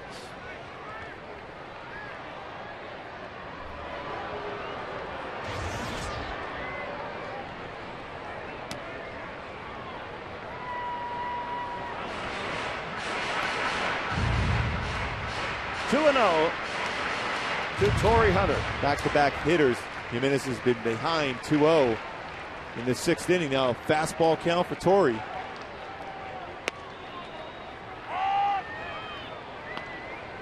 He didn't throw it right down the middle, though, did he? Oh, 96 on the outside corner at the knees.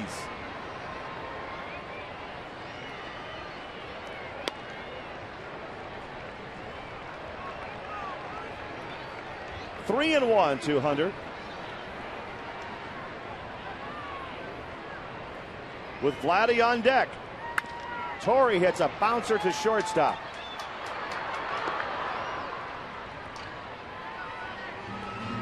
Here comes Vlad Guerrero. He has grounded out and struck out, so far, getting his hair cut hasn't paid off. But he does look younger, doesn't he? He does. I think the big thing for Vlad here is you don't want to be overly patient here and miss the chance at a fastball, but you also got to look for a spot. In the air to center, playable. And that's the inning. The Angels go down quietly in order in the 6th. 3-2 Rockies.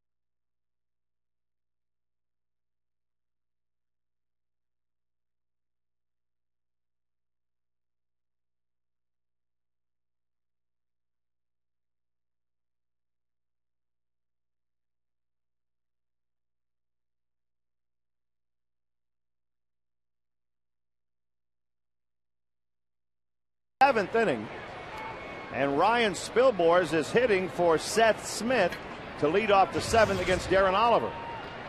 But no, not Oliver. Here comes Mike Scioscia, and he's going to go to the bullpen to counter that move by Jim Tracy. So Oliver did a nice job. He retired all 3 men he faced. Jason Bolger's coming in to replace him.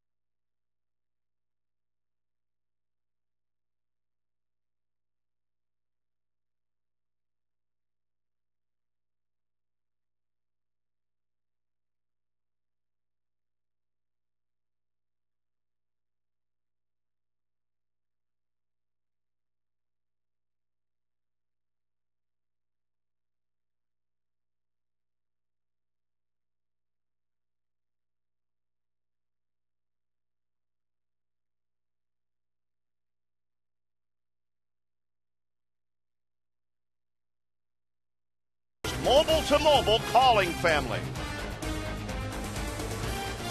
Well, it's been quite a ball game once again here at Angel Stadium. It's 3-2 Colorado in the top of the 7th. Cutie pie. So that's who brings all those beach balls. They always seem to make their way out on the field. Yes, they do. Ryan Spilbor's pinch hitting now against Jason Bolger.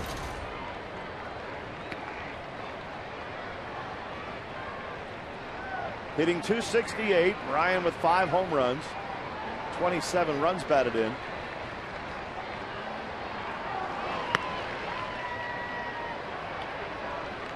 Two and 0.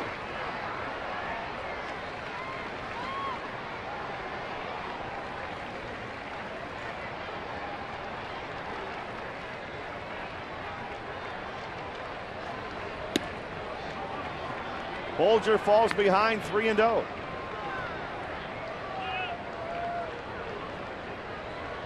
The Angels started out red hot in interleague play. Right now they're 9 and 4. It's still a good mark, but they've dropped 3 in a row. The Dodgers, who won the last 2 games of the Freeway Series, went to Chicago and beat the White Sox 5-2 today. The Angels have not lost 4 games in a row all year. Spilbor's works a leadoff walk from Bolger. And with that speed that Spilbor has, it's going to be a difficult task for Mike Scioscia to be able to try to slow down that running game of Colorado. Bolger tall, not particularly quick to the plate. Tough when you guys with speed like that, you want to make sure they swing their way on base, not a walk. Dexter Fowler has 1 sacrifice bunt already tonight. Figgins up on the grass at third. Spilbor's a pretty good lead at first. He goes. The pitch is taken. The throw will not get him. Spilbor's had a good lead and took off on the first pitch home.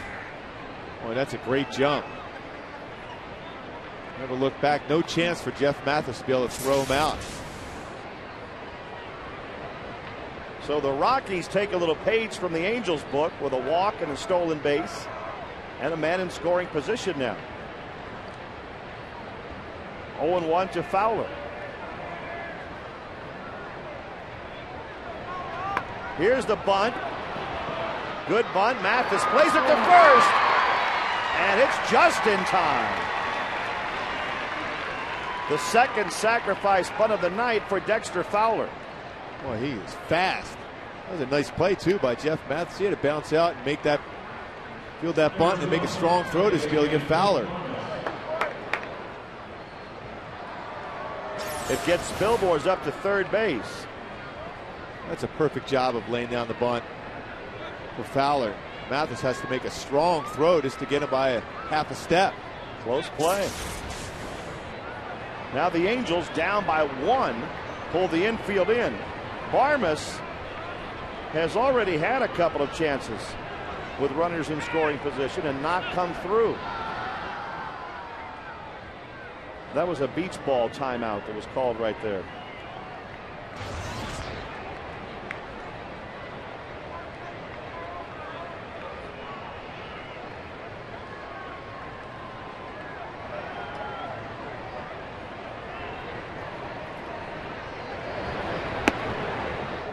Well, there is a huge gap between Juan Rivera in left and Torrey Hunter in center. I mean, that's a gigantic gap. If he's getting a curveball there, that's what Bolger threw, and he's able to get that ball in the air.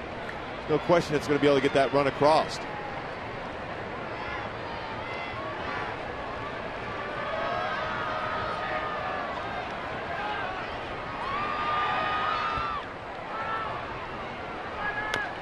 He taps it out in front of the plate. Oh, the play at the plate, and they get him. What a play.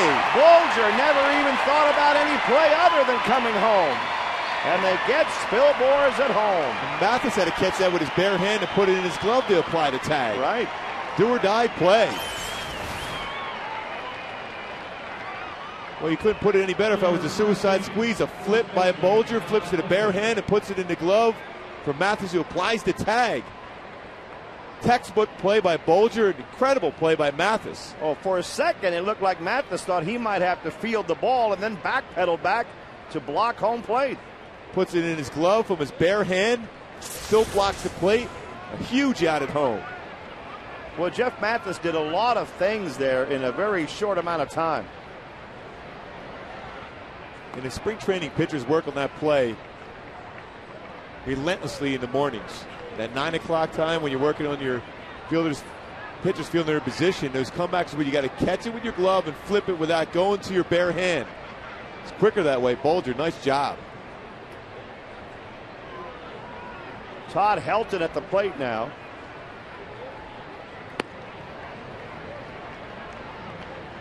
You see Mathis start to come out from behind the plate and then go back. That's good communication between pitcher and catcher. Nice job. And Mathis not only to catch it with his bare hand, but to put it in his glove and apply the tag at the same time.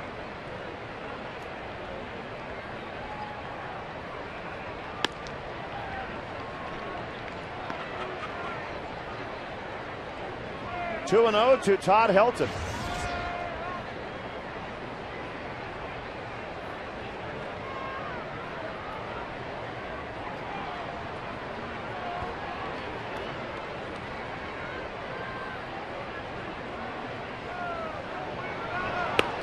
It's been a frustrating night for Clint Barmas.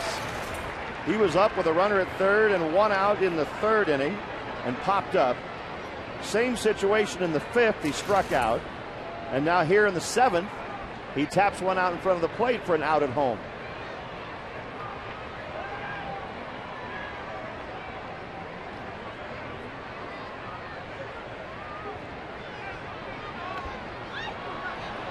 That'll get Barmas up to second. Mathis has stopped everything that has come his way. That one just barely got away from him a little bit. Wild pitch.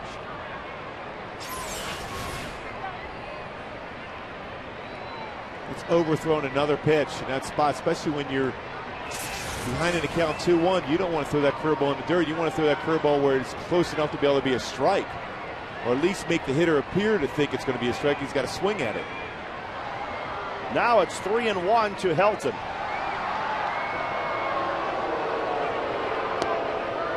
And there's the walk to Helton. The Rockies again have two men on. They've already left 5 on base through 6 innings. And Bolger still has to get through Brad Hopp to get out of this inning. So Bolger has walked 2, allowed a sacrifice bunt, a stolen base, and a wild pitch in this inning, but they haven't scored. He did have a nice defensive play. Yes, he did. Helped out by his catcher, Jeff Mathis, behind the plate.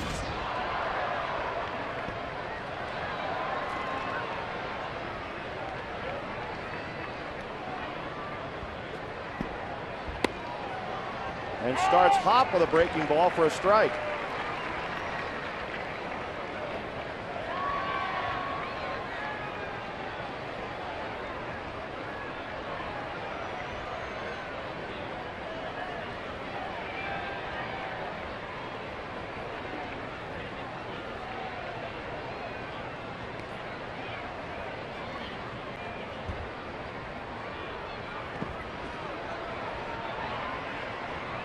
Another block by Jeff Mathis.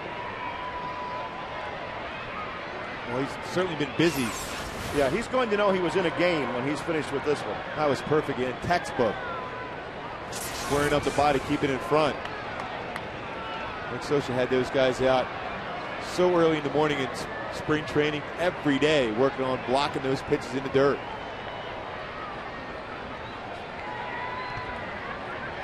One and one to Brad Hopp. He pops one foul, strike 2.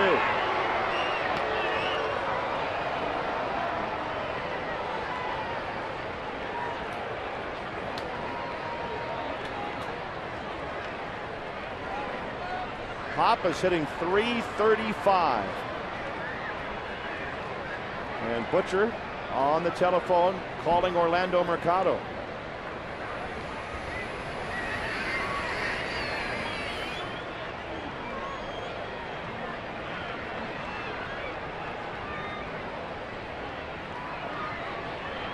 Mathis going out to the mound. It's a good idea when you don't know exactly what you want to throw. Communicate. Kevin Jepson gets ready in a hurry. Catch go out there, Jeff Mathis say, hey, what do you want to throw in this spot? Bolger said he wants to throw a curveball, and then that's what it's going to be, maybe in the dirt. So you got to be prepared as a catcher to be able to block that pitch again. How often will the pitcher say, what do you think? And it happens, but you certainly, as a catcher, that's not a good feeling. You're going out there because the pitcher doesn't know what he wants to throw. He did throw him the curveball in the dirt, and it's 2-2.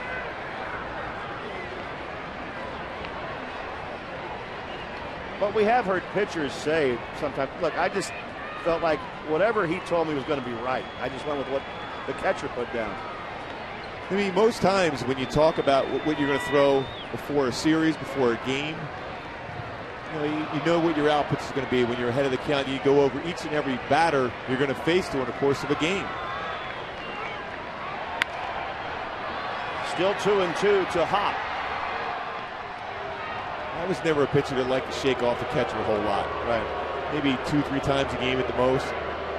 Because we talked a lot before the game what we were going to try to do. And that way I didn't think in the lines of, all right, shaking your head. And then a catcher, the same thing. Oh, I wanted to put this pitch down. You threw that. Inevitably, bad things happen. That negative thought gets into your mind. A line shot, one hop to Ibar. He knocks it down and gets the out at first with that great arm.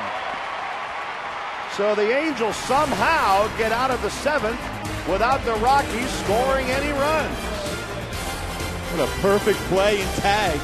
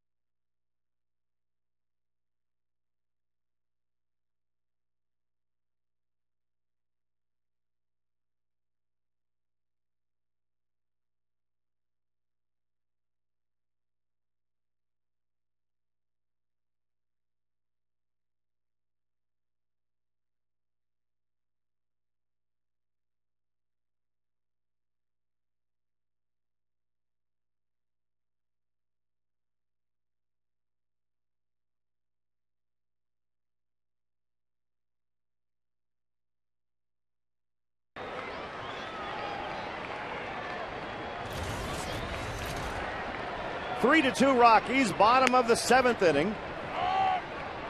Juan Rivera leading off for the Angels. Juan blasted a home run last time up.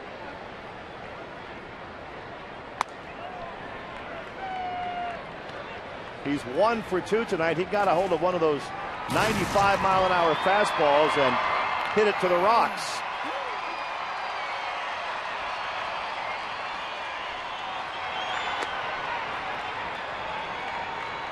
Two and one. We were talking about it during the break. This looks like one of those games where the Angels might be able to pull this one out and sneak one away. Consider the Rockies have hit so many baseballs hard, but at Angel defenders and some solid plays. And yes, they have, including the end of that top of the 7th as Rivera bounces out. But if you're over there in that Rocky dugout now, even though you're ahead 3-2, you probably feel like it should be about 8-2. Exactly, and when you miss opportunities or hit the ball hard and the defense takes away potential runs against you, eventually that comes back to bite you.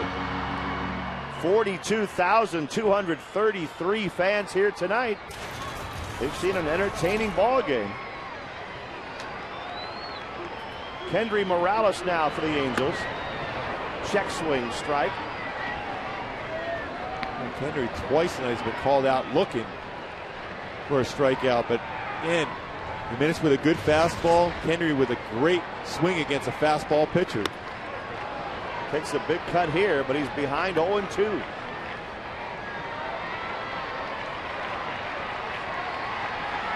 Jimenez has been impressive tonight. Cook pitched well last night.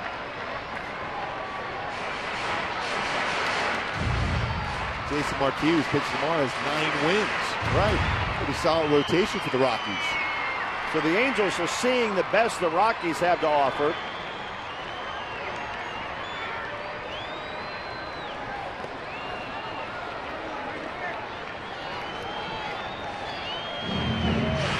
Spire and Jepson in the bullpen for the Angels.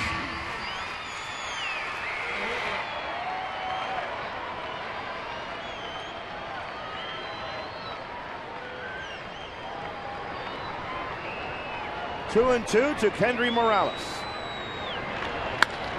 On the ground to second. And Barmas makes the play. Back-to-back ground balls to the second baseman. And 2 outs in the bottom of the 7th. The numbers on Jimenez tonight, impressive, especially the 0 in the walk column. And there are 5 strikeouts and only 2 earned runs allowed. Manageable pitch count too at 95 now with 2 outs in the 7th. His Tourist takes strike 1.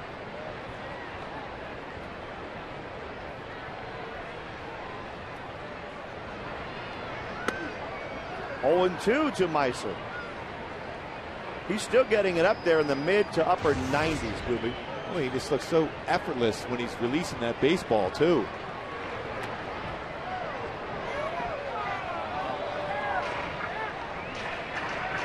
A lot of times when you see a pitcher trying to get a fastball up there 95 to 97, you got to use your entire body and drive towards home. But Jimenez is nice and relaxed.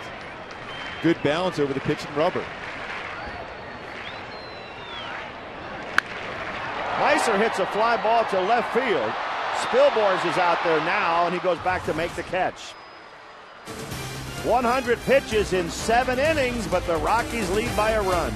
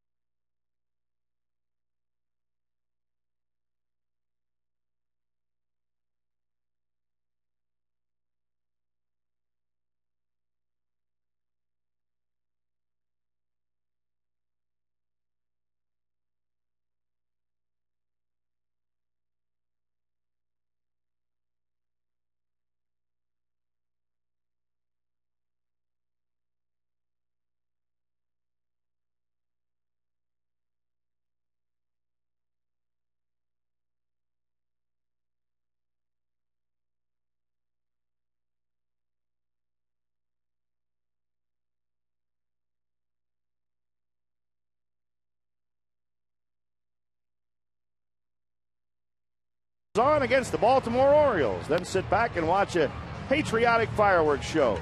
Don't miss out on baseball, affordable family fun, and one of the best fireworks shows in the Southland on the 4th. You can get your tickets at angelsbaseball.com.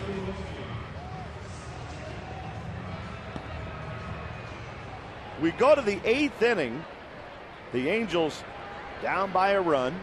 Kevin Jepson takes over on the mound. And Troy Tulowitzki has homered each of his last 2 at-bats, leads off the 8th.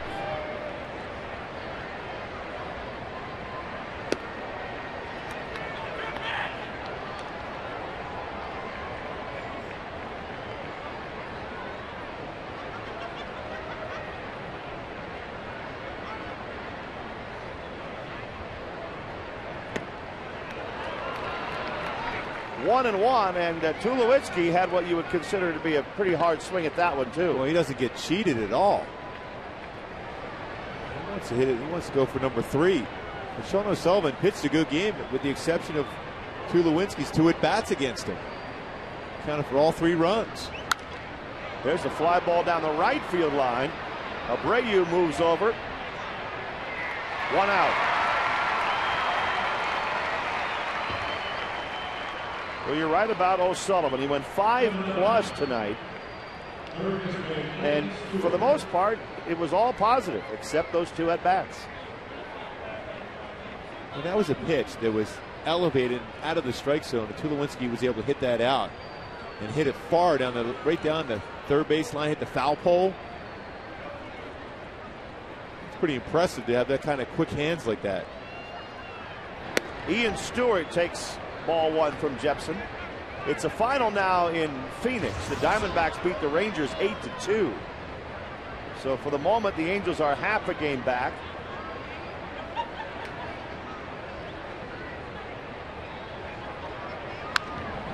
With a come-from-behind win, the Angels could tie for first.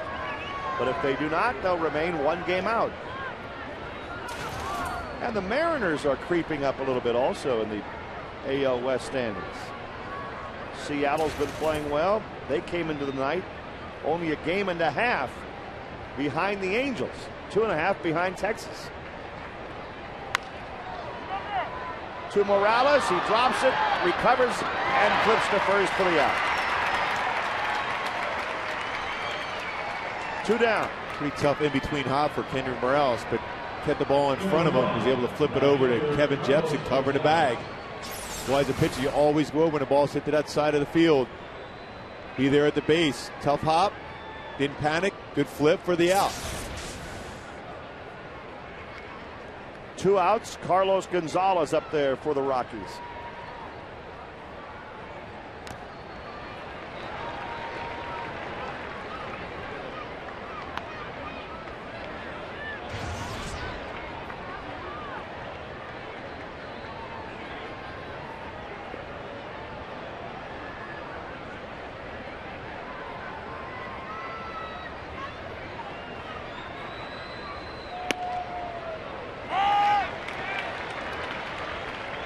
Two.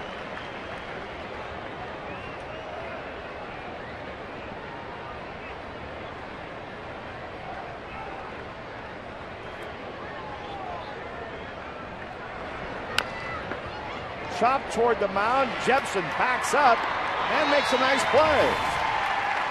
Colorado out in order in the top of the 8th. Still a 3-2 ball game.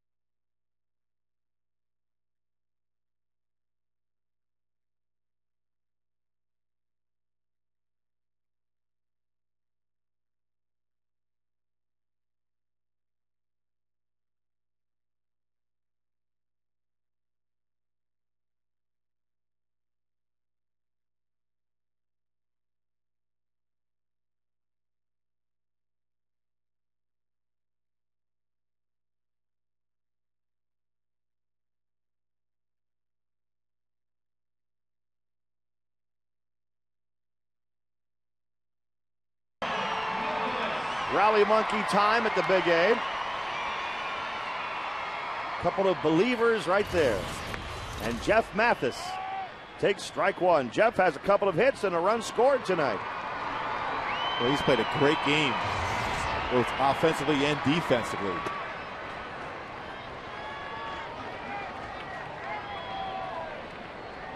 Two for two.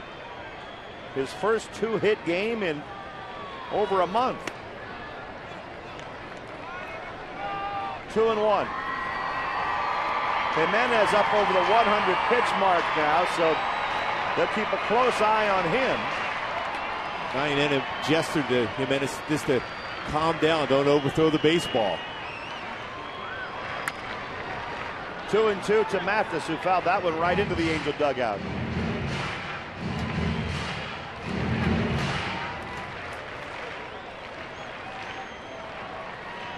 Mathis, Ibar, and Figgins due up here in the 8th. And it's a full count now to Jeff.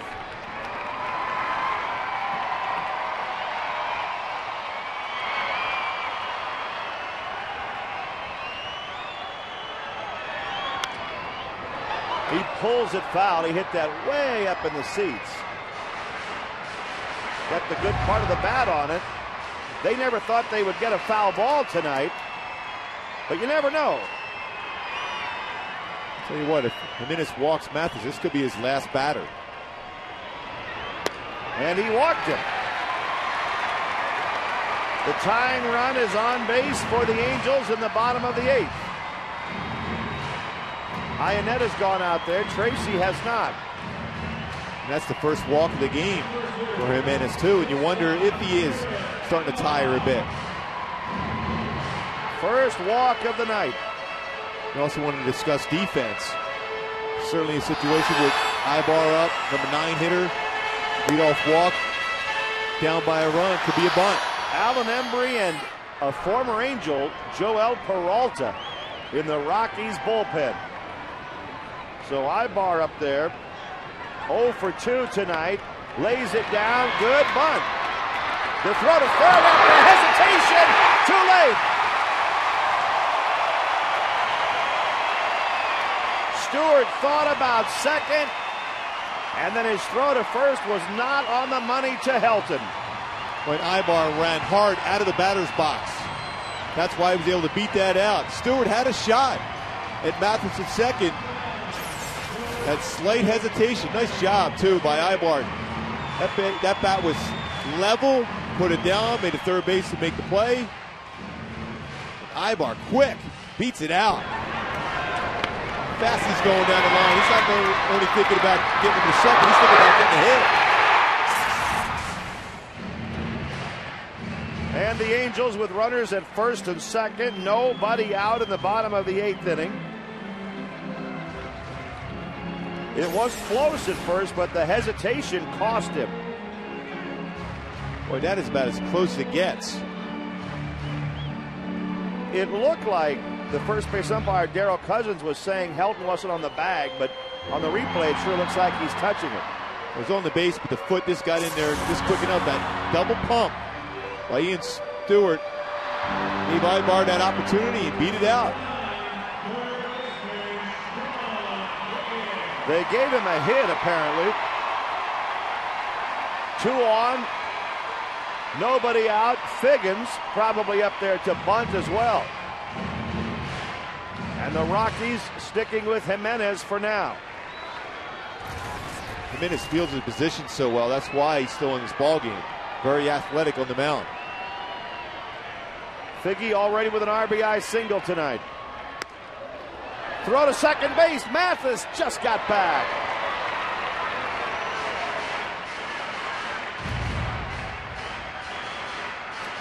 Iannetta made a strong throw to second. Right away, Tulowitzki trying to block the base, getting back there for Jeff Mathis. Just barely got in. 1-0 to Figgins.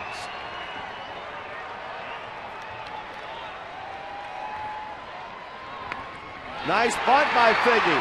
Jimenez to third. Safe.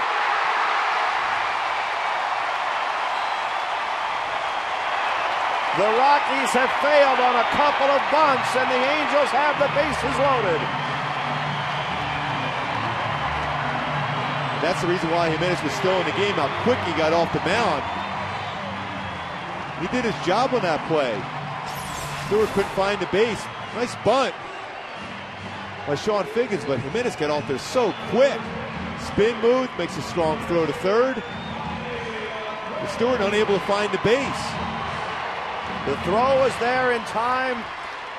Stewart, who hesitated on the previous bunt, now compounds it by not being able to get his foot on the bag. And Jimenez is saying, oh man, I had him. Bases loaded, nobody out for Bobby Abreu. Strike one.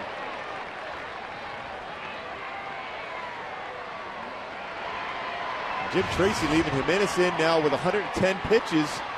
He's trusting his stuff is still there. He's throwing 94 miles an hour. He's looking for the strikeout. He has struck Abreu out twice tonight. Bobby 0 for 3 overall. 1-1. Well, you talked about it earlier, Gooby. If there is a bunt being laid down on defense, you have to get an out somewhere. And the Rockies have failed twice now. This is an opportunity for the Angels to capitalize on those mistakes. 1-1 to Abreu. 2-1. Mathis at third base, Ibarz at second, and Sean Figgins at first. And this is a spot Jimenez has to throw a strike, so more than likely he's going to throw a fastball here. Bobby just trying to get a pitch to get up in the air, to at least tie the game up. He also has a tremendous eye, and a walk would tie the game.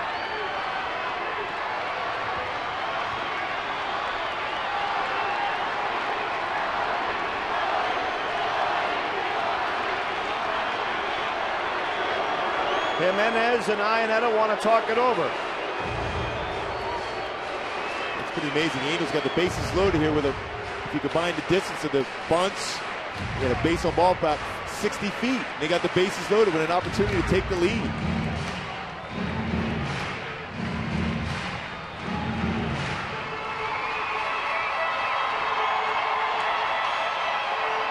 Two balls and one strike to Abreu with Hunter on deck and Guerrero after that.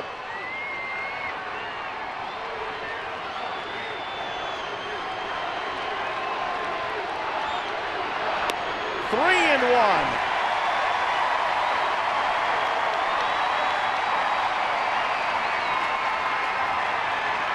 Well, that play can get awfully small now. 3-1 count with the bases loaded and no outs. Trying to aim that pitch.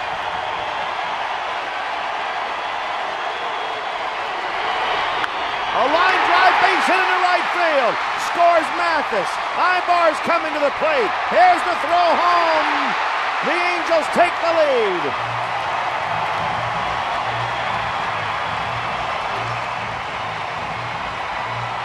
Bobby Abreu drives in two, and it's 4-3 Angels in the eighth. Boy, a pitch that might have been ball four, but it was a fastball that was up and it was straight. Tracy going to come out and take Jimenez out. And one in at bat. Coming through for Bobby Abreu. Driving in two. That is the first hit of the inning. But it drives in 2 runs. And the Angels are ahead 4-3 as the Rockies go to the bullpen.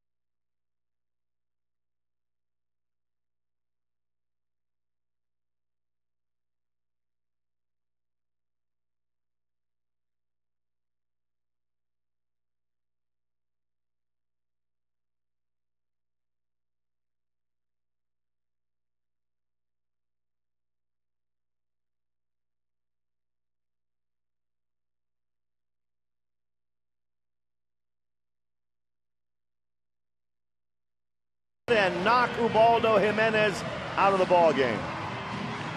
Well, that was a pitch he had to try to throw for a strike. He aimed at it. It was a fastball that was elevated. Bobby came through. Early in the game, he struck him out twice. Hard fastballs in the inside part of the plate. 42,233 here tonight, enjoying quite a ball game as a former Angel, Joel Peralta, comes in for the Rockies. Decent fastball, 86 to 91 curve, slider, and a split finger fastball. First and second, still nobody out. And Torrey Hunter steps in for the Angels.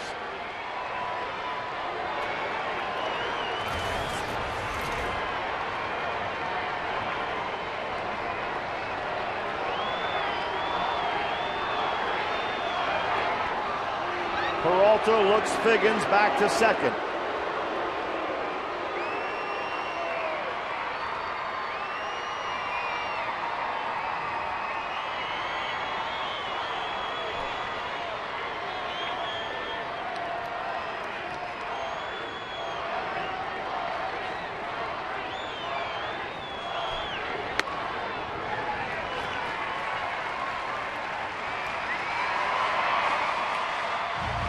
The Angels have a chance here to break it wide open in the bottom of the 8th.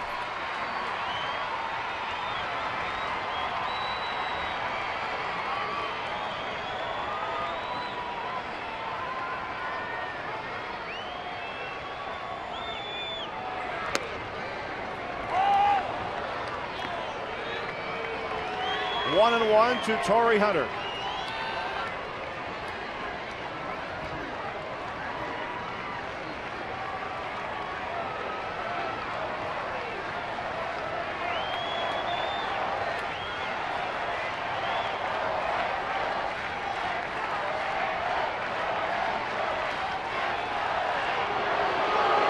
Peralta again bluffing Figgins back. Now that the Angels are ahead, Brian Fuentes will warm up.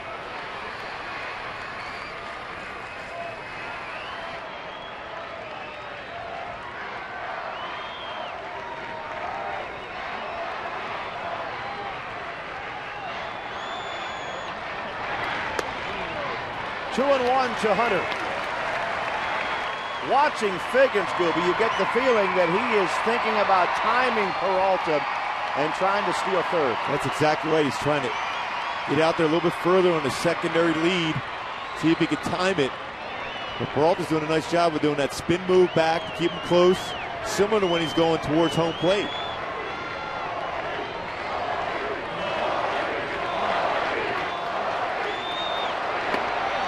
Strike two to Hunter.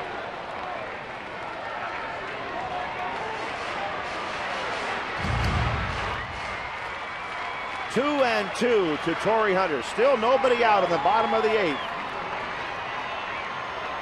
As Vlad Guerrero waits to bat next.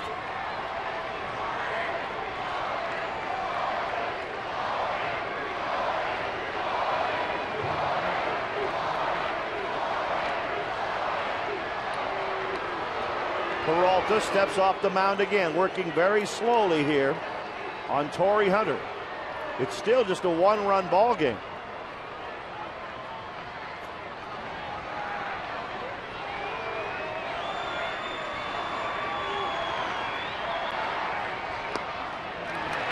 Full count.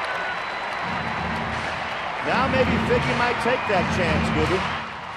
But the thing is, you got to make sure, if you're Sean Figgins, that Peralta's going home. This is a time where a lot of times a right-handed pitcher will do that spin move and throw back at second base.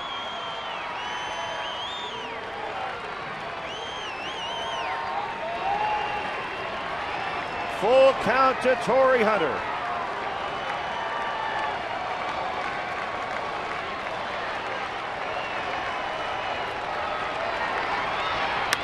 He lashes one to left field.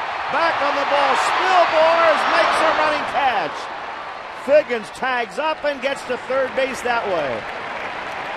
Wow, what a play. Spilborz, had he got back there, no idea. That ball was crushed by Torrey. But nice base running do by Sean Figgins to get back to the base, tag up, and get to third. How many times have we seen a ball hit like this, headed for the gap, and it one hops the wall, but somehow Spilborghs outran it. Well, he had a good jump. That was the key. Good jump.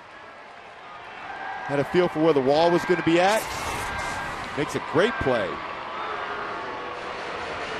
Now let's see what the Rockies are going to do with Vlad Guerrero up there. I mean, Torrey hit that ball well, but he didn't quite have that familiar bat flip in which he knew he got it. He's got it off the end, but still hit it well.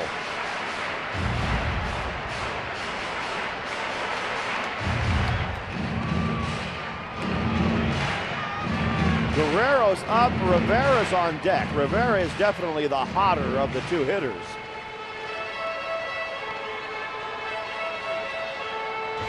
But Peralta, a guy will throw the fastball on the inside part of the plate, but they'll try to get him out with a slider off the outside corner.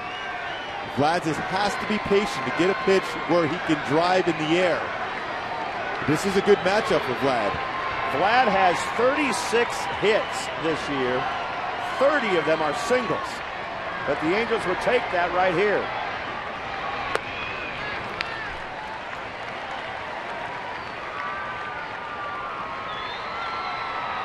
But Peralta's an ex-Angel, Gibby.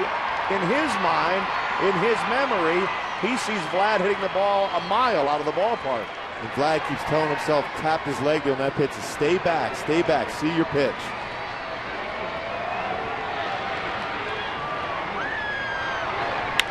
Grounded to shortstop, and the Rockies turn a double play.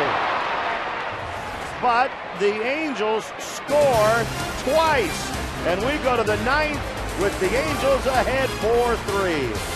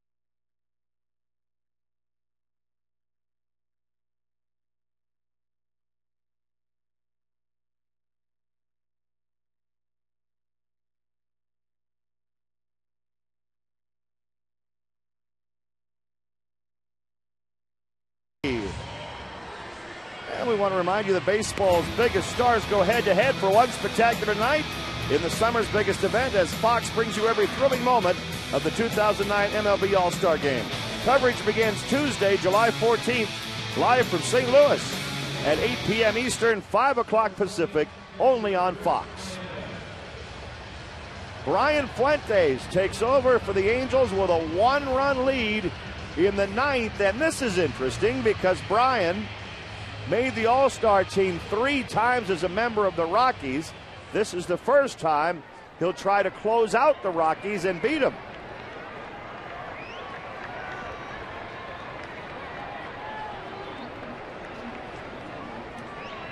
Chris Iannetta to lead things off for Colorado.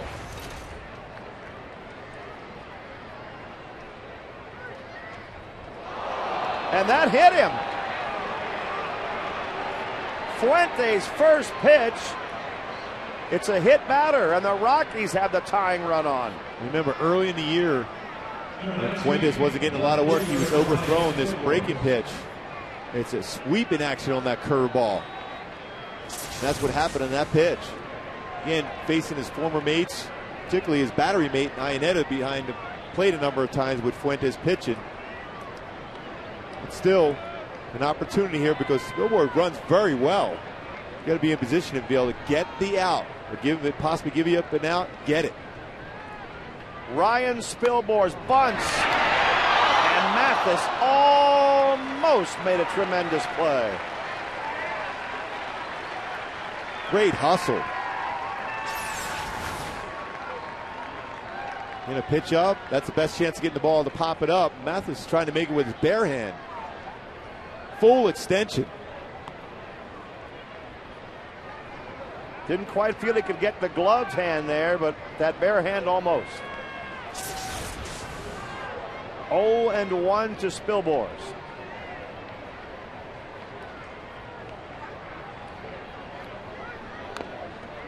Now 0-2. You know they're watching this with great interest in Denver. Having been with Fuentes for 3 All-Star seasons, he was their closer for such a long time, and now here he is trying to beat him. You wonder the bunt will still be on. With 2 strikes, what do you think? I still think it's going to be on.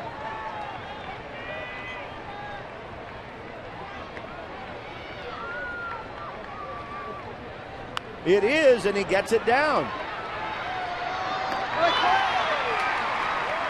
The sacrifice works. Iannetta gets to second base. And with 1 out, the top of the order coming up for the Rockies. There's Ubaldo Jimenez, who, if not for a play at third where the third baseman couldn't find the bag, might be looking at a better fate tonight. He pitched very well. Threw the ball exceptionally well. Very impressive with that fastball. And his curveball, slider, and his changeup. Garrett Atkins will pinch hit here for Dexter Fowler. And Jim Tracy might be looking for lightning in a bottle right here. Another SoCal product, went to UCLA. He has a lot of power. His name was out there all winter long as a possible trade bait as far as trying to get some pitching in Colorado. But he has a lot of power. Hasn't hit particularly well this year, but certainly a dangerous hitter. He has 5 home runs this season, hitting .207.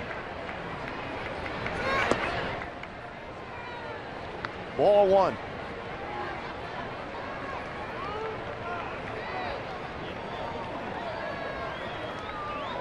This would be something similar to Frankie Rodriguez trying to close out the Angels in a game. Fuentes trying to beat his old mates.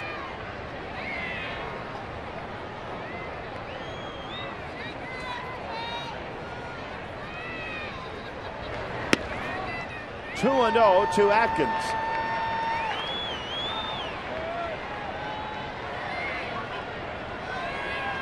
Not much with runners in scoring position for the Rockies tonight. But it's not as if they haven't hit the ball hard. They have. They've hit them at somebody.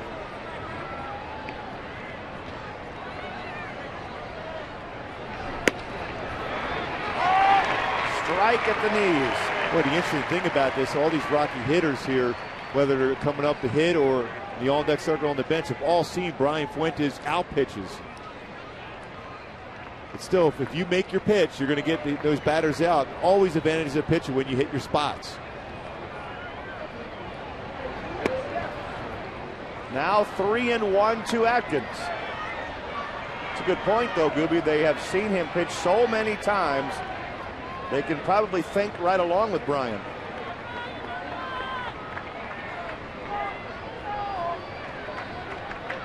Well, a little bit of his ear coming out of the ear hole there. Off-speed pitch for a strike. See, that's where you could have the advantage if there's a pitcher who has played with these guys for so long. He's probably thinking, okay, he always comes with a fastball in the spot. Then you drop a changeup on him, and it freezes him. Full count to Garrett Atkins. He got him looking with the fastball. If Atkins was thinking along with Fuentes, he didn't have it right. But that was a perfect pitch with movement on that fastball on the inside part of the plate. Give Mathis some credit there for framing that pitch on the inside corner. After the changeup, came in with the fastball. Again, that cat-mouse game in which he's trying to think along with the pitcher, but Fuentes crossed him up. 2 outs, and Clint Barmas, who's had a nightmare of a night at the plate. He's had so many chances tonight to knock in a run and has not been able to do it. 0 for 8 in this series. Iannetta at second, 2 outs in the ninth.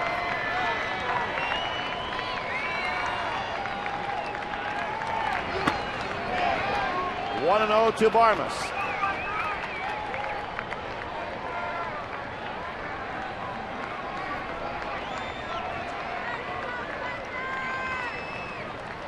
Angels 4, Rockies 3 in the ninth inning.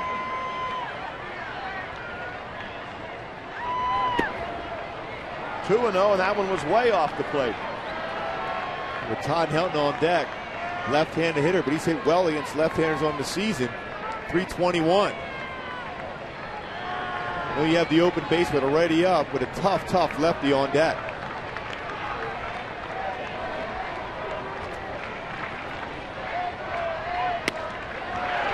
On the outside corner.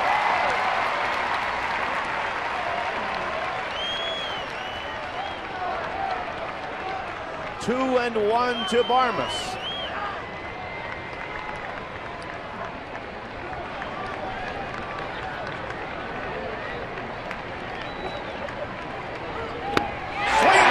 Strike 2.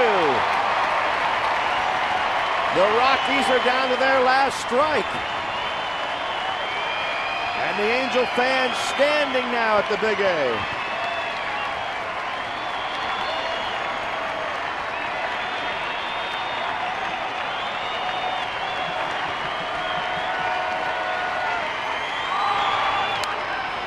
Barmas stays alive with that foul ball. It's been some kind of game. Some great defensive plays on both sides.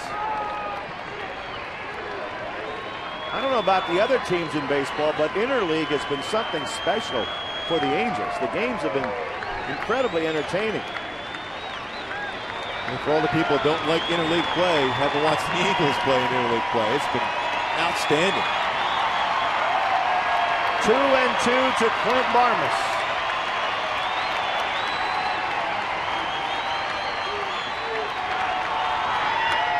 Another foul ball. And Jeff Mathis is going to run out. That was a good swing by Barmas on that pitch.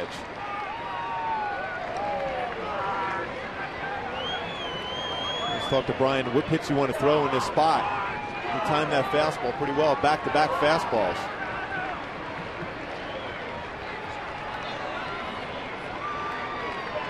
Brian Fuentes, the American League leader in saves.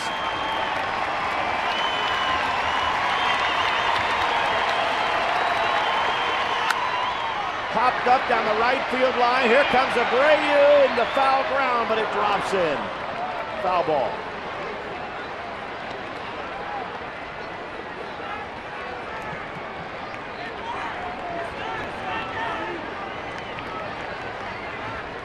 Well, this is one of those scary ones. You just hope that it goes foul. That spot. The flare into the outfield.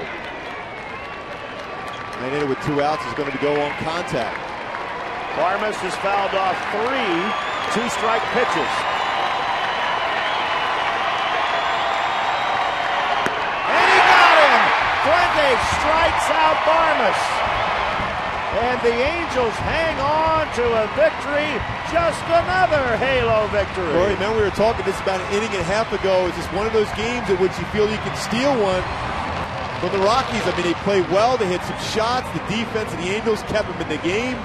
The bullpen very